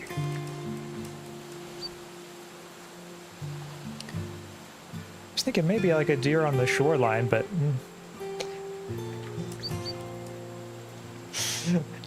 this part of the game is actually a little bit harder. Maybe that mug? So mug, no. Boxes, no. Oh, wait, here we go. Dad! Good eyes, Don. Oh, and there's the deer. Okay, I got it, chat. Before you take the shot, let me get a picture of it. Dad, I... Just breathe. Turn off your imagination. Focus on your target. That's a good one. Do I have to do this? Don, you don't have to do anything. But if you want to survive, you'll need to be strong. Oh, I bet she's gonna hit at the same moment I take the picture, isn't she? Yeah. Keep yourself squared up. Great shot, Don! Whoa, wow. He took a picture at the exact moment. Wow. Oh, that's sad. Yeah, she felt pressured into it. Yeah, you can see how... And I guess now he's taking a selfie, apparently. Or, oh. I'm proud of you, Don. Oh, Always you remember that, okay? You control him now, and you have to make it Dad, before the camera... switching. I think It's totally normal, Don. Just focus The on camera takes the picture automatically. Dad! Oh, so that's how he went. I had forgotten about that, but the deer had its Of all these revenge. stories, that's the one I wish most that my mom had told me.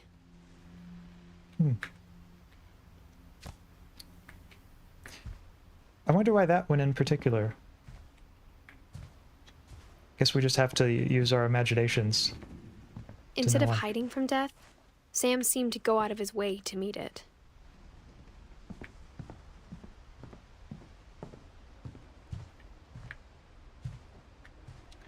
Okay, nothing else in here it looks like.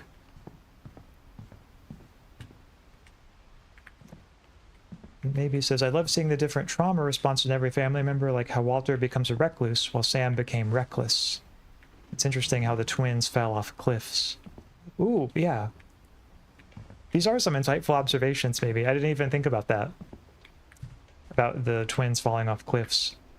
But yeah, we do see really different reactions to the family curse. Like, I would like to think that I would favor more of, you know, Sam's and like going out and living, you know, and not just being a recluse. But part of me wonders if maybe it would be more my nature to just kind of retreat from the world.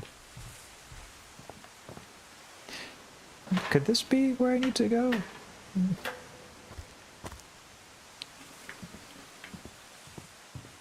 not sure if this is the right path, but I'll give it a try. Maybe I just need to walk over on this side.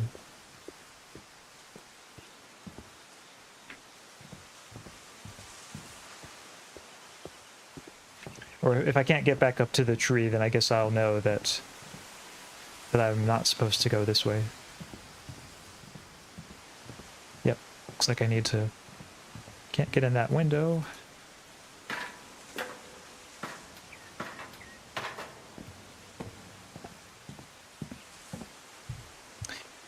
Okay, so now what I'm thinking is, oh, that's right, secret passageway.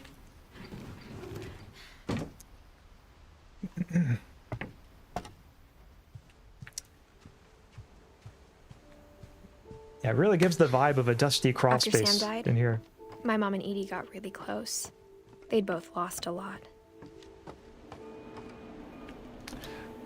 Oh, Finch control instead of light control.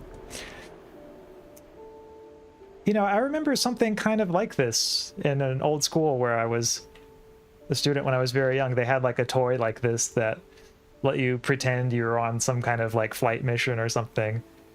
And I used to enjoy like going over and playing with it. Kind of a random memory that this game just inspired me to remember.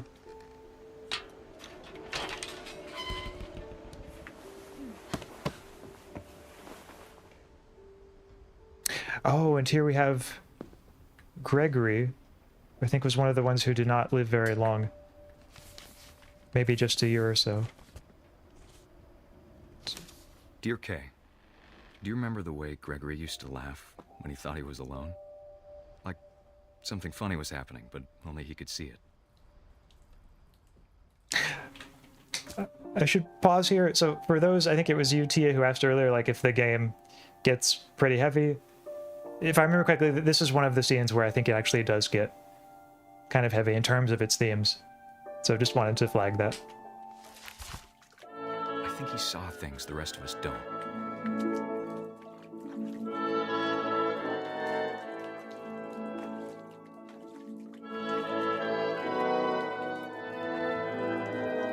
Also, from a gameplay perspective, just playing as a baby is kind of an unusual thing too. Not counting like, you know, baby Mario and baby Luigi, but like as an actual, you know, baby. Oh, I'm controlling the frog now too. It's over, Gregory. It's time to... Hold on, sweetie. Oh, copyright music coming up. Okay. Thank you, maybe. I did not think about it. Okay. Hello? Hopefully that was not long enough on the copyrighted music to get my stream banned, but I guess we'll see. I wonder what he saw. It's too bad because I think with this one the music does kind of contribute a lot to it, but we'll just have to imagine the orchestral music.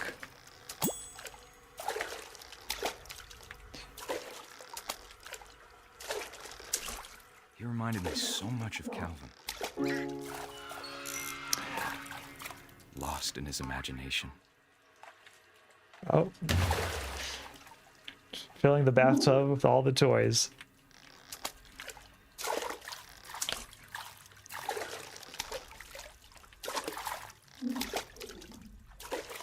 I think I can... Okay, I was thinking those letters I can bring in. I'm not sure if I'm supposed to, but let's see if that changes anything.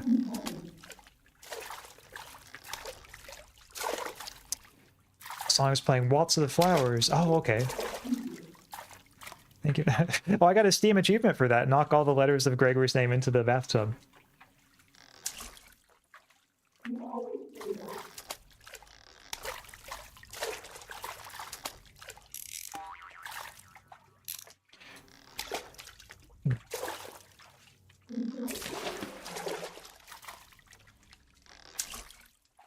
Oh, from the Nutcracker Ballet. That's where it's from. Let's see.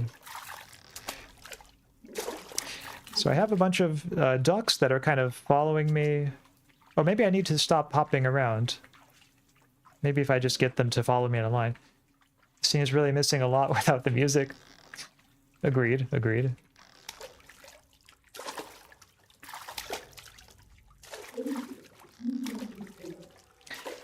It seems like I can't jump that. Well, maybe if I get on top of the whale.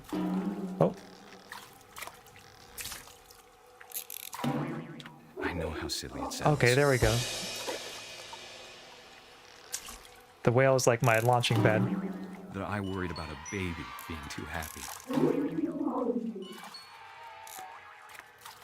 But I could feel him slipping away. Sorry about that, Gregory. I know you did everything you could. Maybe if I hadn't called that night. Oh. Damn it. Yeah, the husband feels the guilt. Hold on, I don't want Gregory to hear this. The guilt of it.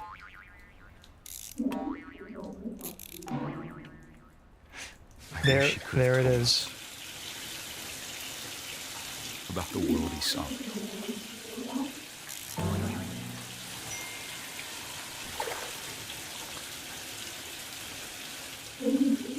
There's so much I don't understand about Gregory. Gotta run. Enjoy hopping around. So, okay, thank you, TP Ninja, for staying with us, Teleporting Ninja. It was really fun having you here on the stream. I know my face looks sad while I'm saying that, so I will just say, yeah, it was good having you here, and see you sometime later.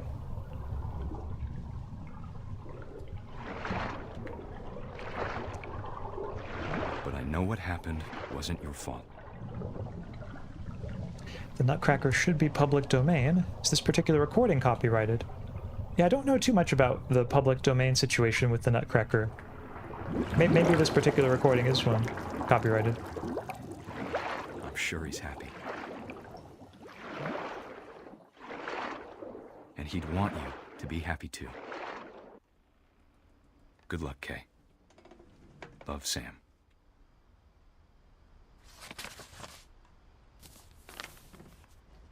That was well said. That letter.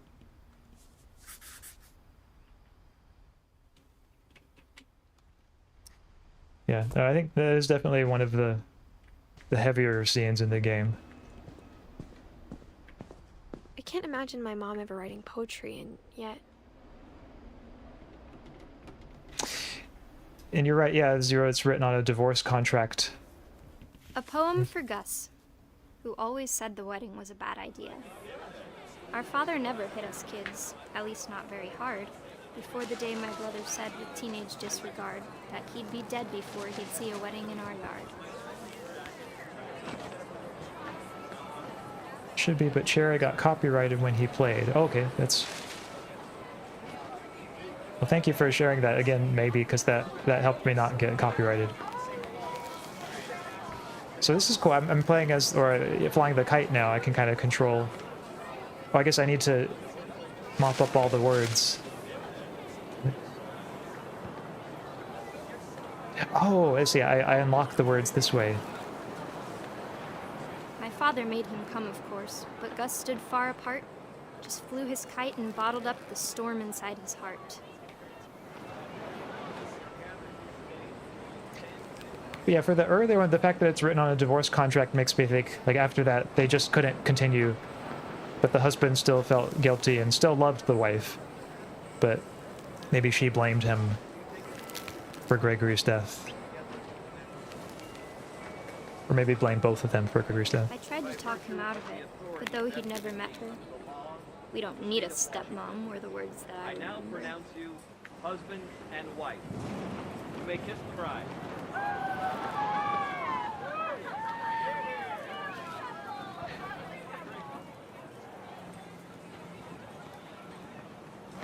So I suppose with that last line about we don't need a stepmom,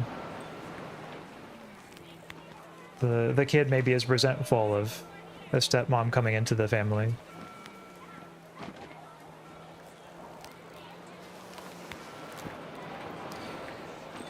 But I know there are some more words to unlock around here somewhere, surely. Perhaps in the back here? Oh.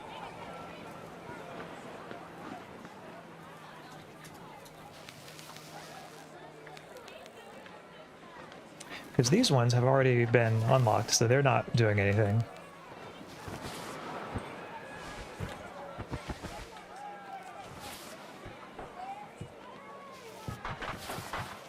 Oh, here they are.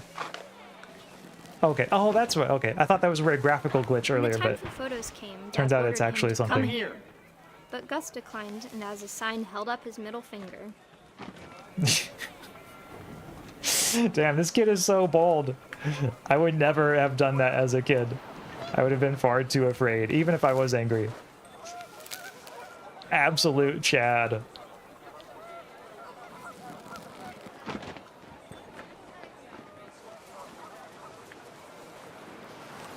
The wind picked up, and panicked geese appeared and quickly went. But all the humans did that day was go inside the tent.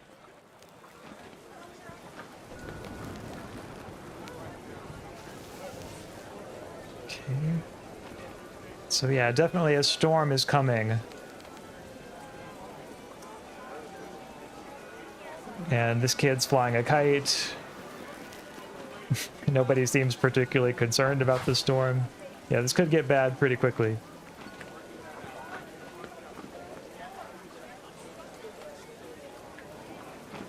You can turn the music back. You know, I actually forgot. I forgot music was a thing in this game, but thank you, maybe. Yeah, that does help add to the atmosphere, so thank you. How did I forget that there was music? I know, it's because I was having so much fun flying the kite. You ever fly a kite, chat? It can be kind of cool, you know, seeing how high it goes up in the sky. Something that you don't really see a lot anymore. Oh, here they are. Oh, wow. The rain came down in buckets then, but no one seemed afraid that nature might destroy the tent our dad had crudely made. And now it's gonna go into the tent, isn't it? Or perhaps not. Yeah, I don't think there's anything up there.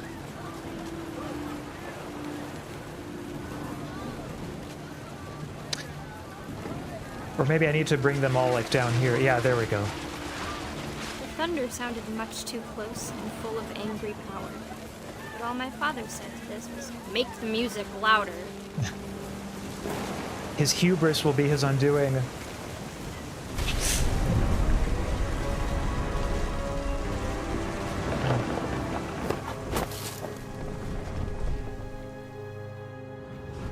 I wish that I could truly say I thought about you on that day.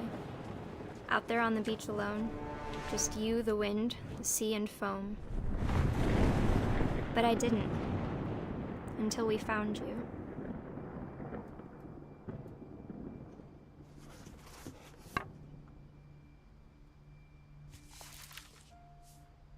So that was She never Gus, talked then. about him, but Mom told me once if I was a boy, they were going to name me Gus.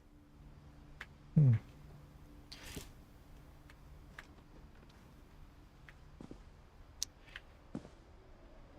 Yeah, so looks like Gus died in the storm then. Kind of looked like the sort of thing that maybe would have killed more people, or maybe some of them were in the family. But part of me thinks maybe it wasn't just Gus who died in that storm. Ooh, got a rock wall here.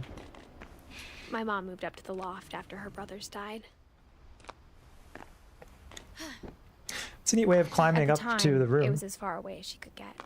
Like keeping fit, you know, to access your room. Gotta stay in good shape. Oh, so this is where her mom used to live. And wow, look at that computer. So full of nostalgia. I love the slot for floppy drives there. Yep, Republic of India. Oh, maybe she was interested in visiting India.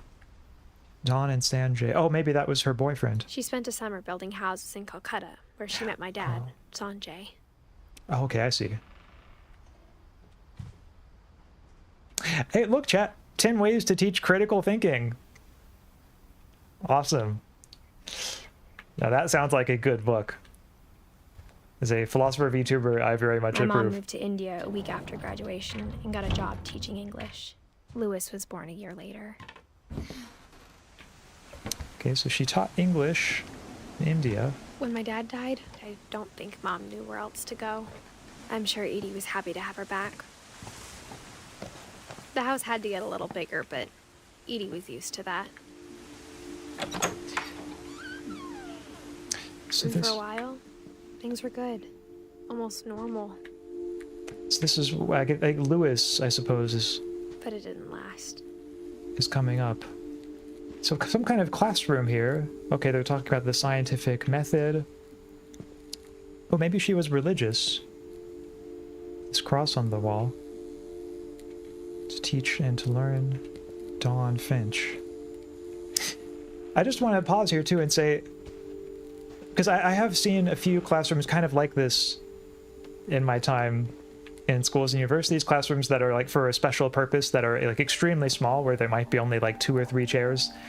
And to me, they always just have such a vibe. Like, it is so cozy and so cool to just imagine, like, hey, what if somebody was teaching a small class here, like looking out from this view and just seeing like, okay, like this is, you know, what it's like to be a teacher. Like, these are my 2 students, you know, in this class. And then as the student, you're just, all you have to pay attention to is just like, there's the teacher and then like the student next to you, and you can just kind of like, you know, hyper focus. I've always really liked this kind of environment for teaching and learning. Not to say that, you know, there's no place for larger groups and learning as well, but just something about the aesthetic of all this is one that I just think is so cool. The game Stray, also, if you've ever played Stray, has a similar classroom at one point to this. So that's another example that I can think of. Lewis graffitied his desk. Oh, he did! Lewis rules. I think we might have another Chad here, chat with this Lewis. Yeah, Lewis, and it seems like he was more of a rebel than Edith, just judging from these desks. The beginning of the end was Milton's 10th birthday, when Edie gave him a castle. Oh, wow. After Milton disappeared, the only thing he left behind was a room full of paintings.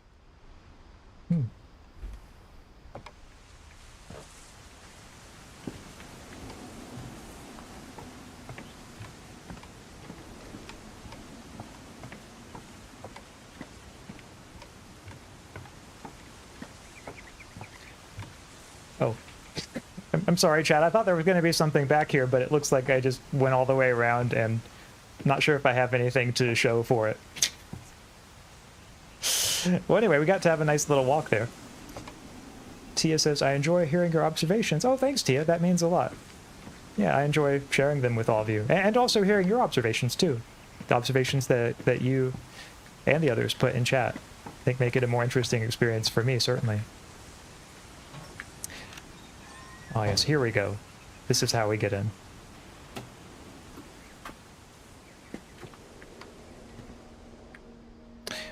Oh, wow, he must have been quite an artist to have put all this together. So these pulleys...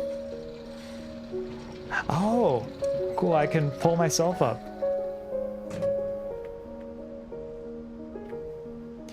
Milton...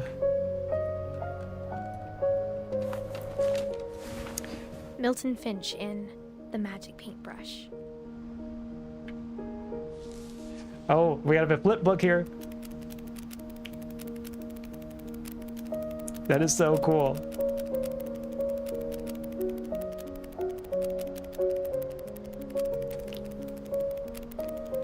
Oh wow, now it has a meta representation. This must have been taking so much effort for him to make. Really painstaking. How long does this thing go?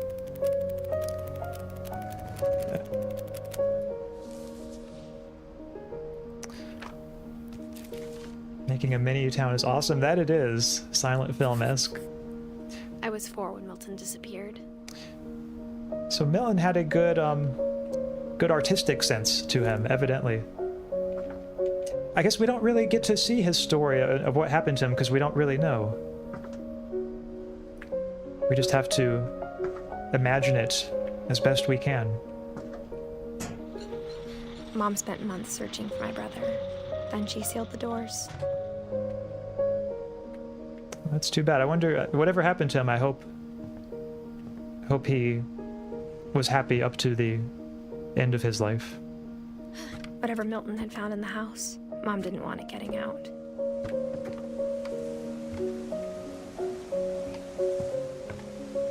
Okay, that's where... Oh, okay, I can go up here now. Oh, maybe it says Milton is in their other game called The Unfinished Swan. Thank you for that detail, maybe. Mom definitely blamed Edie, but I think Lewis blamed himself. Might have to play that game next on stream, or at some point on stream anyway. After he graduated, he just spent more and more time in his room. Until Mom got him a job at the cannery. Oh, Lewis. The job at the cannery. Ever always told me to stay out of Lewis's room. Except Lewis.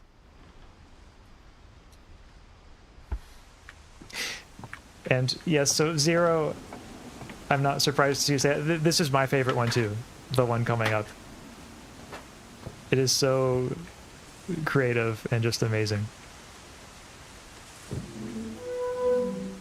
Oh, Terradudo says, I heard that game isn't as good though. Okay, it might not be. I think, if I remember correctly, that was their like first game the studio made, so yeah, maybe it wasn't quite as polished in some ways.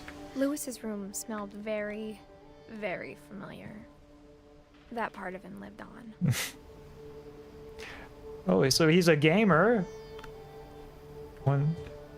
Wonderland Turbo.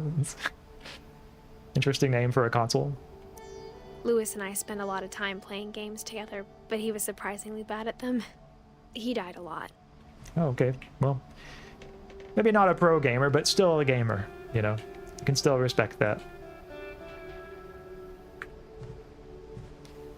And apparently he had interests, you know, other than video games, so, you know. I guess that's good, that's all fair. Ooh, some interesting art on the wall, too. Legalize marijuana. I don't know, chat, for some reason I get the feeling this guy was into pot, too. It's one of the things that he liked. Look at the flag on top of the entrance when you get inside. Oh, I didn't notice the flag. That's a good catch, maybe. He was so proud of being Indian. I think for him, it was a way to be something other than just a Finch. Okay, so he's proud of his Indian heritage. Pretty small, cozy space. Yeah, you know, I could see myself living in a space like this, and I mean, I don't know if I'd have like all the same posters and stuff, but just the small kind of, you know, cozy atmosphere is something that I do kind of like. We've got a dual monitor setup. Ooh, chat, maybe he's a VTuber, you know? Or VTuber adjacent. Looking like he's got at least the beginnings of a setup that he could use for it. Lewis Finch locker contents. Maybe says, it's my favorite line, it makes me wish they talked about was how the loss of their dad and culture other than the Finches affected them. Yeah, true. I think there is room to explore that a bit more. Definitely. So here we have Lewis, his some of his personal belongings, I suppose. Dear Mrs. Finch, as Lewis's psychiatrist, I can understand your desire for an explanation. As I see it, the trouble began in January, shortly after we convinced your son to seek treatment for substance abuse. Newly sober, I believe Lewis first noticed the monotony of his daily life. So this is his job. He kept at the working cannery. At the cannery. But he withdrew part of himself. In our sessions, I saw the same behavior. His mind began to wander. Oh. See, I'm controlling this figure, but also his hand at the cannery. He said he started small,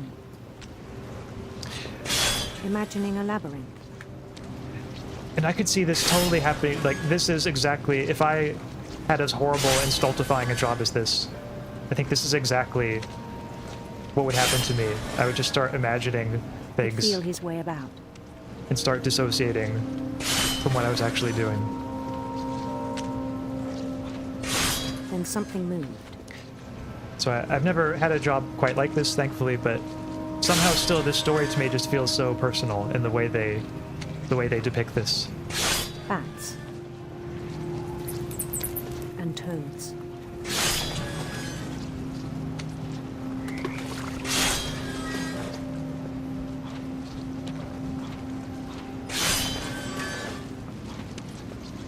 So I can't go up there. Oh, maybe up here? And things that have not names.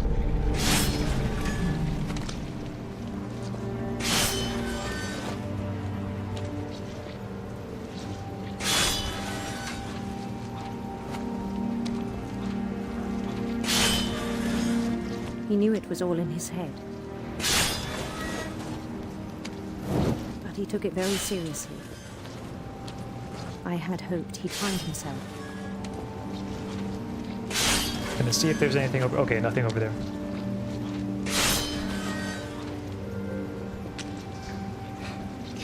But yeah, this whole element of like creating your own world in your head, that to me is something I can really strongly relate to. But he found something more. I worried about him then. Yeah, the world's getting more complex. Oh, sorry. Daydreaming at the cannery. But see, like, true to form, like, I'm actually forgetting now to do the fish part, and I'm focusing more on, like, the fantasy world that he's building. I spoke with his boss.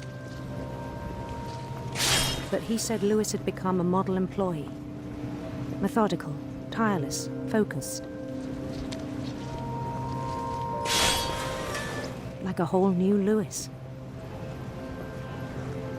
So I let him go on.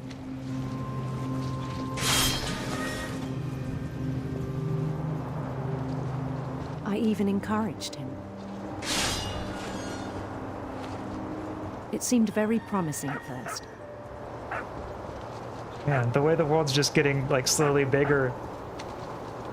He told me he'd made a new friend. Taking up more of his imagination. Oh, the dog! Yep. On the edge of a city he named Lewis Topia. So he has no qualms about naming after himself. Come on, fish, fish! Okay, there we go. He built the city up slowly, brick by brick. The controls are starting to get a little bit awkward. I don't know if maybe that's... Then he made musicians. That's intentional on the game's part. Or maybe it's just glitching out, but I can't, like, move my hand down. Okay. Well. Oh, there we go. Okay.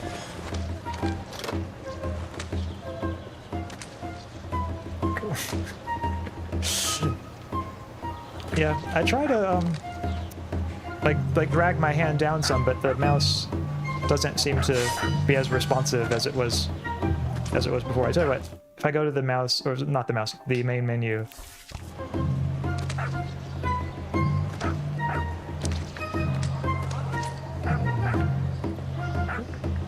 Oh well, might just have to keep these fish here for right now. Songs for them to play. Okay, there we go. He talked about starting a band. There's a separation right there. If you can't move the fish down, then that's an issue. Okay. And he was always humming something. Every day his imagination grew stronger. He no longer spoke at the cannery. They're celebrating him with that chopped up fish. I love that detail. His chopping was as reliable as ever. Then one day it struck him that all the cheering crowds, even the stones under his feet, were all in his imagination. Yeah, so he could do whatever he wished. These people love me.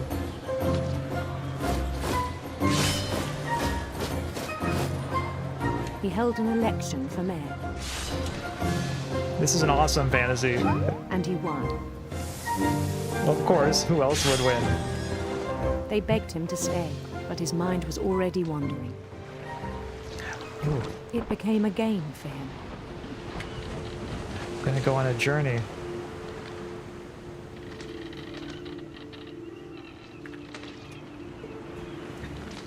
Yeah, unfortunately, it's still not letting me move my hand down, really, but... Yeah, there must be a glitch in the game right there. Okay, oh, got that one.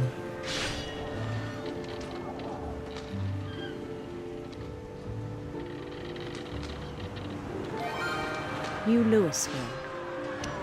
Okay, New Louisville.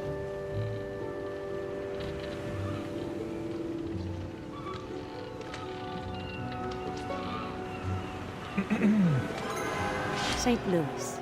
Oh, St. Louis. I didn't even think of that one. Oh wait, can't hit the We started island. drifting away from our reality.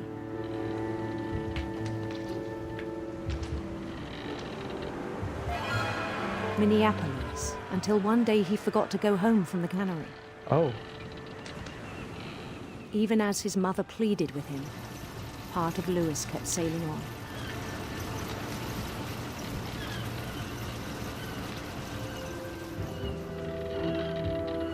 Yeah. Apologies, chat, because I think it's kind of making the segment harder to appreciate, but there is just, yeah, the game is glitching because it's not letting me like move my hand down. He heard rumors of a beautiful prince or handsome queen. I'll go with handsome queen. handsome queen. Ooh, notice the inversion of the adjectives there too. It's not handsome prince and beautiful queen, but beautiful prince and handsome queen. The queen was on her own quest for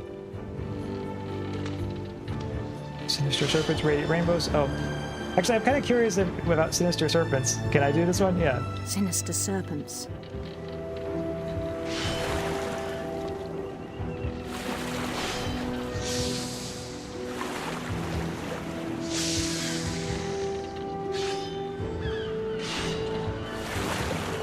He followed the sound of her.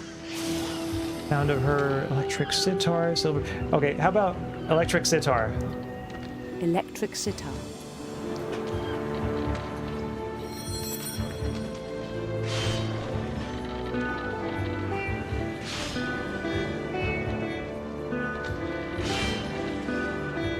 Well, that's a pretty cool sound. I didn't even know His they chase were led him electric to a sitars. golden palace east of the sun and west of the moon. Even then, his logic remained sound.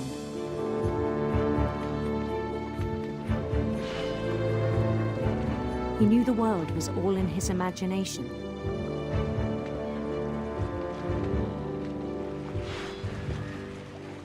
And you can really see the detail of the world they've created here too. Like just for this one segment. But he was so proud of having created it. Oh, I've got to do one of the fish. Okay. So now I've come across like an actual gate part of it, which I'm sorry, chat. Like this is such an annoying glitch. The fact that it's not letting me like move my arm down. But okay, sometimes I almost had it that time. Sometimes just like by sheer luck, it might occasionally move the fish back. Okay, there we go. In his own eyes, he'd become something greater than a king. Oh, wow. Man, look how like just regal the atmosphere is. All For these someone people. who'd never known success in the real world, I think it was overwhelming. It's a harsh And then line it too. struck him that the real Lewis was not the one chopping salmon, but the one climbing the steps of a golden palace.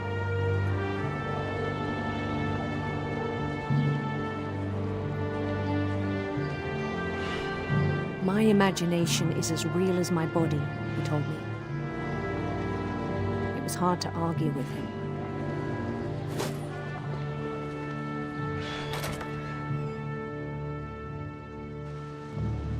Wow. So now, okay. Oh, this is at the cannery again. This must be after he gets off his shift. But just the insane contrast between his imagination there and now, how dreary and dark and uncaring and metallic his current environment is. I can understand why it was enough to make him feel so just alienated from his current surrounding. This must be his locker. He began to forget the world we know.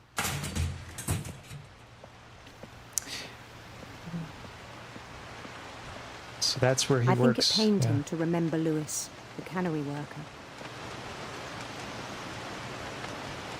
Yeah, but can you imagine like actually working in a place like this and having like 8 or 10 hour days here of just the same thing over and over again, and especially in such a dark and macabre setting. I don't think I could do it. As you say, yeah, it is absolutely jarring to He began to despise the man with a royal contempt.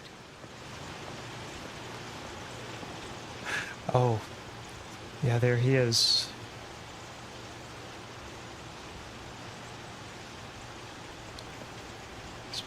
Yeah, monstrous. Monstrous is a good word for it.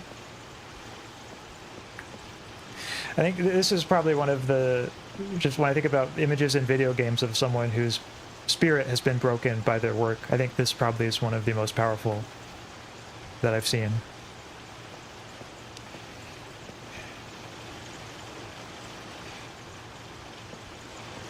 I still thought I could save him. Even after he said he was being crowned king over all the lands of wonder. The palace would be packed with his companions. Oh, here they are, chat. They're cheering for me.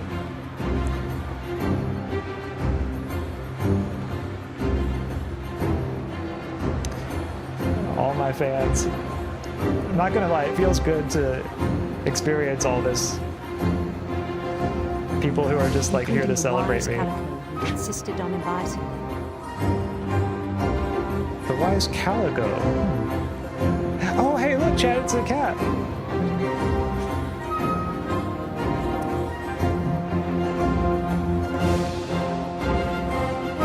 Yes, yes, my subjects, my loyal subjects. It is great to see you all. I'm so glad to be here, so glad to be your king.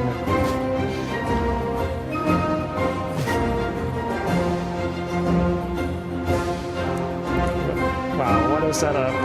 What a reception. His queen waited, holding his crown. Thank you, everybody.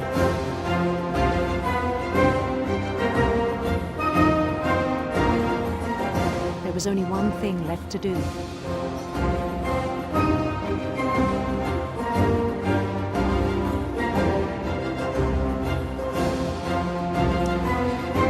Oh, and here it comes. Oh no. Bend down his head.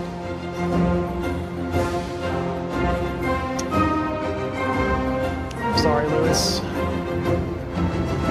This is the way it has to end. And the rest I think you know.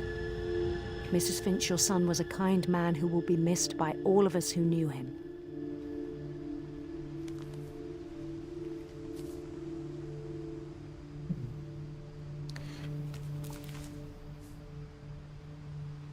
My brother was really cool. I wish you could have met him.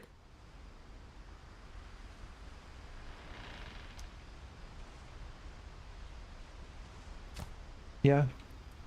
He just couldn't take his life, his circumstances. He felt defeated by it.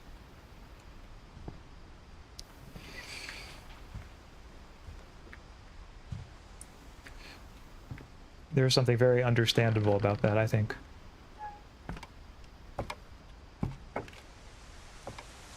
On the way back from Lewis's funeral, my mom told me to start packing. She waited until the day before we left to tell Edie. Let's see, do I go up here or okay, I guess oh, maybe I keep going up there. I'm not sure if she wanted to make it easier or harder. So Submissive Mentality, welcome to the stream. What game is this? This is What Remains of Edith Finch. It is a meditative walking simulator about a family that is cursed with death. One girl's attempt to confront her past and perhaps undo the family curse. But anyway, welcome to the stream. I wish we'd stayed. But I understand why we left. So I don't know whose room this is, but it sounds like Edie took her daughter. My mom ended up leaving everything behind. Or the mom rather ended up taking Edith away to try to protect her. Maybe she thought the house was in some way part of the curse. What happened that night had been coming for a long time. Maybe it should have come sooner.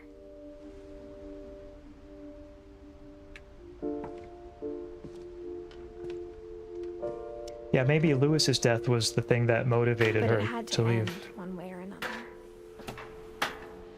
All that's left now is to tell you about that last night. So here, yeah, that's the mystery chat that we started with, is why did they leave so suddenly? I guess we'll get to find that out now.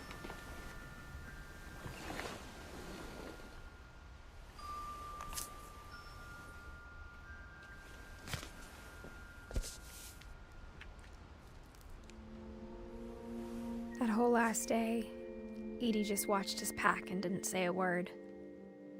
Until supper, when she raised her glass and said, "To our final night together, and all our final nights apart." Grandma, you know what I said about alcohol.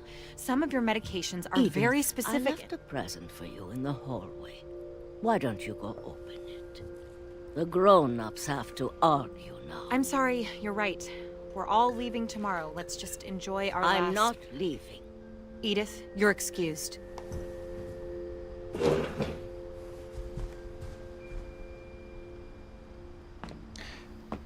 So she left a present for us. the power had been shut off that morning, but Edie always had plenty of candles. When my mom sealed the library, I don't think she knew about the other entrance. Or that Edie had a key to it.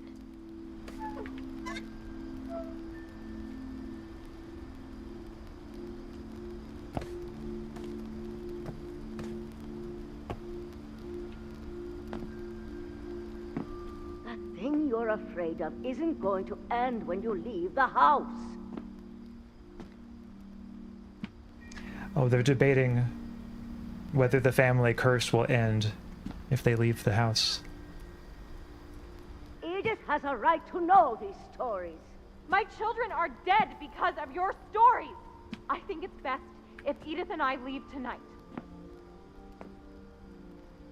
We'll have the nursing home send a van for you in the morning. Okay? History of the Finches by Edith Finch. Dear Edith, there's so many stories I wish I could tell you, but there's only time for one. This is about what happened on the night you were born. That night, the tide went way, way out. It was the first and last time I ever saw the old house aground. There'd been an earthquake out in the middle of the ocean. They called it the lowest tide in 1,000 years. God, it smelled awful. You know, I've seen that house every day of my life.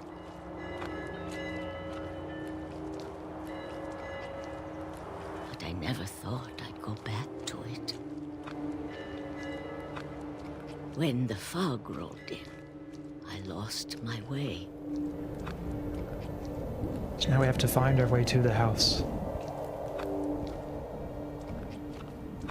I got turned around. Oh.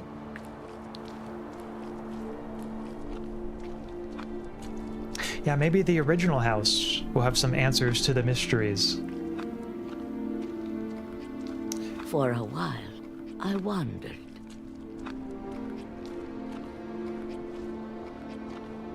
I started seeing things. Oh, it's the deer.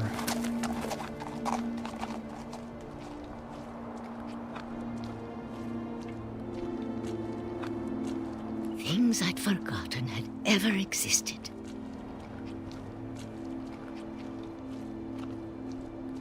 But when I saw them, they felt like old friends. That night, a lot of things came back to me.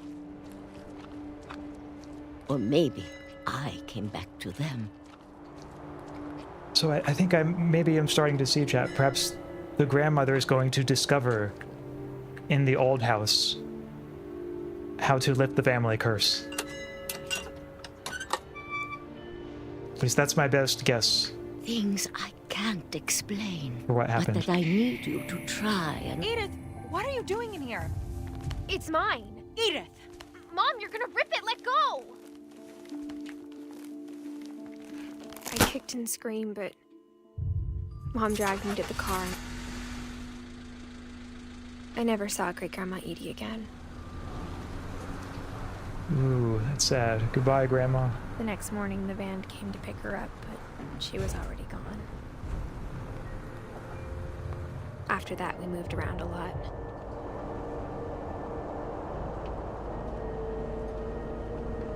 So what happened to her then? I guess we don't really know. We both tried to make the best of it.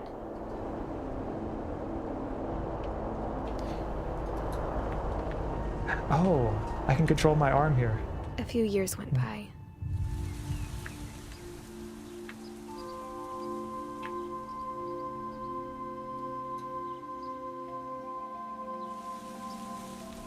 My mom didn't like to talk about it. But she started getting sick a lot. The rest happened pretty quickly. Her mom probably feels responsible for what happened to Edie, I suppose. She got better for a while, and then she didn't. And then I was alone. The last Finch left alive. Until I found out about you. I'm still not sure what to tell you about all this. If we lived forever, maybe we'd have time to understand things. But as it is, I think the best we can do is try to open our eyes. And appreciate how strange and brief all of this is. Love that line. So she's, writing all this to her child. This journal was supposed to be for you. But now I hope you'll never see it. I just want to meet you and tell you all these stories myself. Yep. But I guess if you're reading this now... Here we are being born, chat. Things didn't work out that way.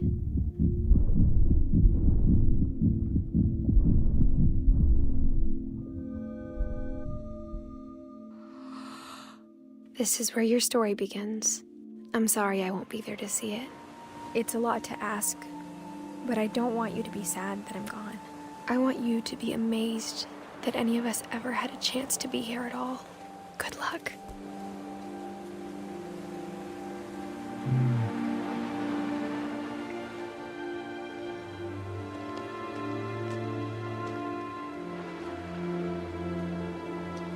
So that was the legacy she left.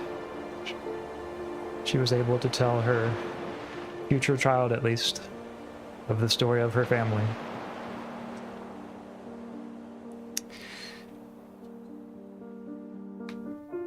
For Shirley Dallas. Perhaps she was one of the developers or related to them. Well, thank you for experiencing that with me, chat. I do think that was a very interesting, very thought-provoking game. And even like in the end credits here, we can see like the old childhood pictures of the developers. A very fitting theme for the for the nature of this game. Whoa, I am birthed. Yeah, I think this is the only game I've ever played that has a scene of, like you, the character, experiencing birth from like a first-person point of view, like you as the one being born. So that's kind of neat and unusual too. I like that the most recent deaths feel heavier and less surreal than the early ones. It makes the curse less believable, and we see how it's just a series of unfortunate events and neglect. Suppose, yeah. Oh, Sam Rothazal. It looks like he's a gamer there. Nice. Yeah, it does. Makes you wonder whether perhaps there's a way of overcoming all this just by moving past the unfortunate events, moving past the neglect. Maybe the family isn't doomed to this. Maybe starting with Edith's child, maybe he's the one who's going to really turn it around. It's a really great game. Yeah, for sure. It's... I like games like this that explore the narrative very deeply. And also, like, one thing that's cool about this game is that it's technically, you know, a walking simulator, but there are some innovative gameplay segments. Like some really cool, really neat parts with the gameplay.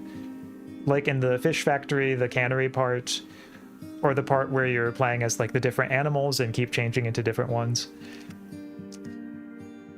So like they didn't skimp out, you know, on having kind of unusual gameplay, or like the comic book segment with like the first person, it's like the, yeah, Barbara, the one that's being shown on screen right now. Like that was also really neat. Zero says, yeah, for real, like it really is a wonder any of them ever had a chance at all. True, true. Good observation, May. Yeah, certainly. Very much so. Yeah, quite a few people, it looks like, worked on this game. I guess not a surprise, given that most games have quite a few people working on them. But, you know, it really humanizes them all to see, like, their actual pictures here in the end credits. They're not just a list of names. Like, it reinforces, like, these are actual people. People with their own life histories. Like this one right here, like Megan Ellison. If I didn't see that picture, to me, she would have been just a name. But now, I kind of feel like I know some aspect of her, however faint and small it might be, some aspect of her a little bit better. Ooh, that one played chess. It's Jeff, Jordan.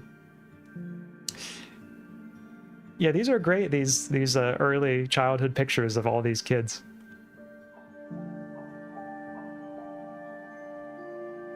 Playtest. Oh, okay, I guess. Yeah, they didn't have enough room, maybe, or didn't do pictures for all the playtesters, but they at least got a book spine for each one. Oh, and here we have some VHS tapes.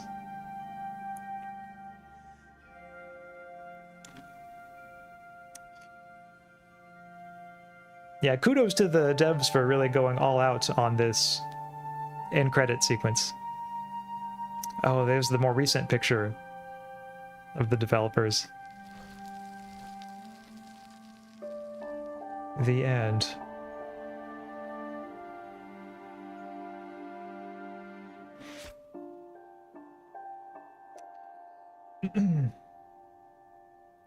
Yep, so you can see, yep, Edith there, 1999, I think through 2017, maybe it said on the, was the day of that, or the year that she died, rather.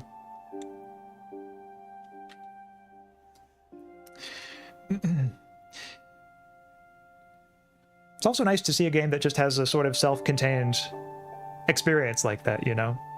Like it's something you can play and beat in an afternoon, but it sticks with you in its own way.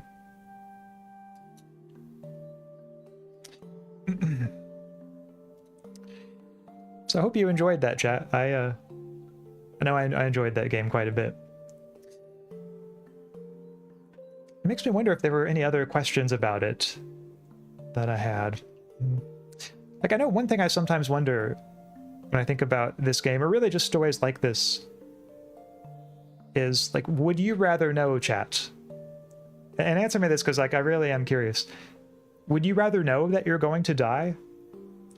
Or sorry, well, I guess not. Probably you already know that you are, unless, like, we achieve immortality, which maybe we will, but maybe I should rephrase my question. Would you rather know when you're going to die? Or just never know at all? Because different people will have different feelings on this one. Like, some people would rather know and, you know, be able to, I guess, prepare for it in certain ways. But then others would say, like, no, like, they should never know, or they would rather never know. Terraditto says, I'm going to die. Maybe not you, Terraditto. Maybe you might find a way to make it past death. Now, Zero Striker says, never know. Okay. I wonder why. If you want to elaborate, Zero, then feel free, but you don't have to if you don't want to. For my part, I will just say I think I would rather know. And that's for a few reasons. I think one of them is that knowing the date of my death, knowing the time of my death would, I think, help me prepare for it in certain ways. Like, I would like to use that time to say goodbye to the people who are close to me, the time to make sure that all my affairs are settled and so on. Whereas if death came as a surprise, the moment of it came as a surprise, part of me thinks that I might not have achieved closure on things, not have resolved things to the extent that I would if I did know. But also, if I did know, I suppose then perhaps I would be able to know that, like, everything I did before that, you know, I'd be able to make it through anything before that point. So that could be kind of a cool element of it, too.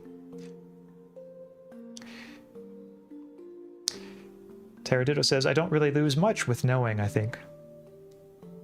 I suppose I'm inclined to agree with that.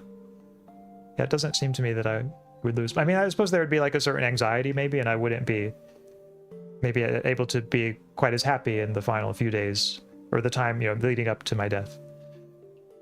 But to me, that's okay. I think it would be more important to me to be able to, you know, say goodbye to everyone that I wanted to say goodbye to. Tia says, maybe I'm weird, but I understood it the way you intended the first time. Well, you know me too well, Tia. I think it's just that you know. You understand the way I intend things, and I appreciate it. Zero Striker says, I feel like I would never want to know because I would feel a lot of anxiety around it, and then I would never accomplish anything I would like to accomplish before I die. Well, that I will say is understandable. I think that, I mean, as much as I wish I could just put on a brave face and say, like, yeah, death, who cares? It is something that I think I am afraid of, and knowing the date when it would happen, I do think I probably would have a lot of anxiety around it. So even though I think I would choose to know, I can understand the choice to avoid it, to, you know, avoid having to deal with that fear and that dread. Oh, Zero Striker says, I'm not afraid of dying. Okay. Well, perhaps I just don't want to leave big things unfinished. Oh, I see. So maybe the anxiety would be of like, am I going to get all these things finished before I die? So thank you for clarifying, Zero. And that's understandable too. And I shouldn't have assumed that it was because of fear of death, but thank you. Your comment helps me understand where you're coming from. Baby says, I would like to know when, so it gives me a deadline so I can't procrastinate. True, yeah, that's like the ultimate deadline. It's not like if you don't get this finished on time, your teacher will take points off, or you won't be able to turn this project. It's that, like, you'll be dead, you know? That's maybe the ultimate motivation in terms of just, you know, getting started on something and following through on something. Is knowing that your own death is coming up. Tara just says, you know, the whole will it change now that I know paranoia would piss me off a bit.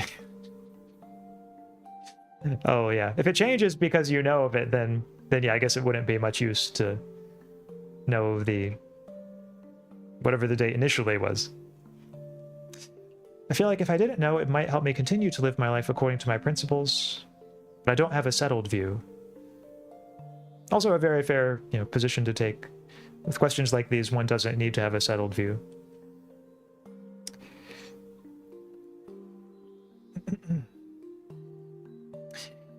See, I think one question that the game leaves us with is just, like, is the Finch house, is it a monument to their memory or a refusal to let go? I like the way that the game portrays the different perspectives of the grandmother Edie, who wants to hold on to the stories, and then the mother, Edith's mom.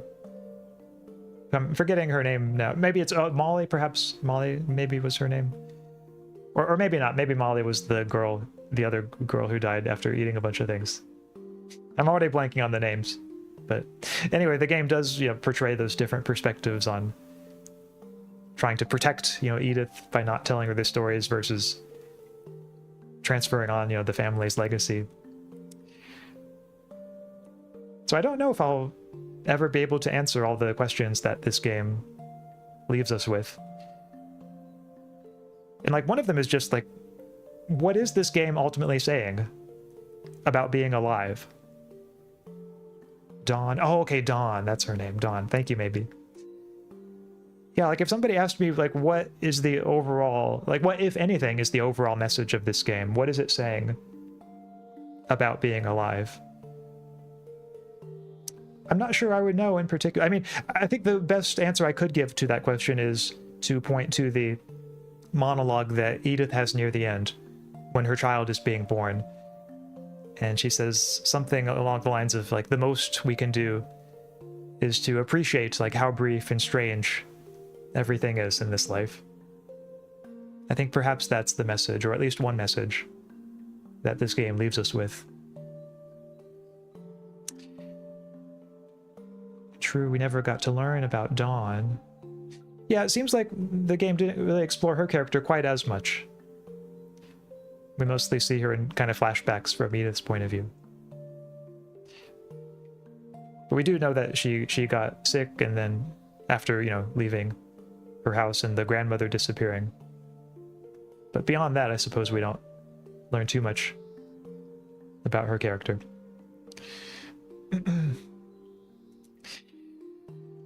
But with that in mind, I think, alas, it is time for our stream to come to an end.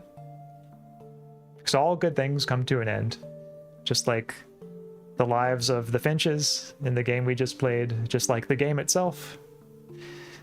Now the same shall happen for today's stream. I felt the message was existential in nature, encouraging one to live life to the fullest without fear of death. Ooh, I like that interpretation too. Because especially like when you look at, I think it was Walter, the one who was living underground and just stayed in that one room for 30 years. It does seem like the game is maybe encouraging us to like not choose that way of living. Like it just seems like such a sad way for his life to have turned out, just kind of stuck in that room. And even though he does die as soon as he leaves, like his death, it seems like he was much happier in the moment of his death than he was when he was in that dark, cramped room. The mother was the antagonist, or least sympathetic character, at least, was the most fearful of all. Yeah, that seems fair to me to say too. It seems like the main character, Edith, identified more with her grandmother, Edie, than she did with her mother.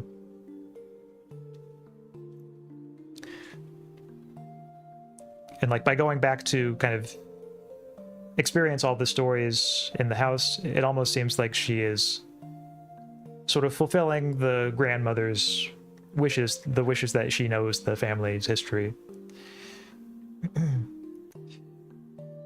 Although I guess if the mom left her the key, maybe the mom eventually came around. Like right when the mom was dying, maybe the mom eventually decided, you know what, you know, Edith needs to know these stories. Like that's also something I could see being the case. I disliked the mom knows best approach. Oh, interesting. Did the game give a mom knows best approach? I mean, if I remember correctly, I suppose the mom did give her the key in the beginning, so in that way she was kind of following maybe what the mom hoped she would do by using the key to sort of explore the house.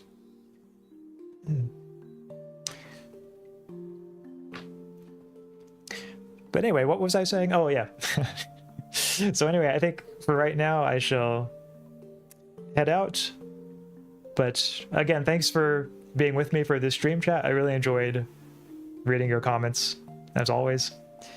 And it was fun. I had fun getting to think about this game with you and experience it with you. Not what I meant. Okay. Sorry, it looks like I misunderstood your comment again, Tia, or I misunderstood what you meant. But I can assure you I tried, you know. It was just an unsuccessful attempt on my part. Anyway, thanks for the stream. Your commentary elevated the experience. Oh, thanks. Yeah. Glad to hear that. I certainly enjoyed, yeah, playing and commenting on it. So for anyone who is curious about upcoming streams, one thing I should mention is that tomorrow I will be doing a stream on the moral status of monogamy.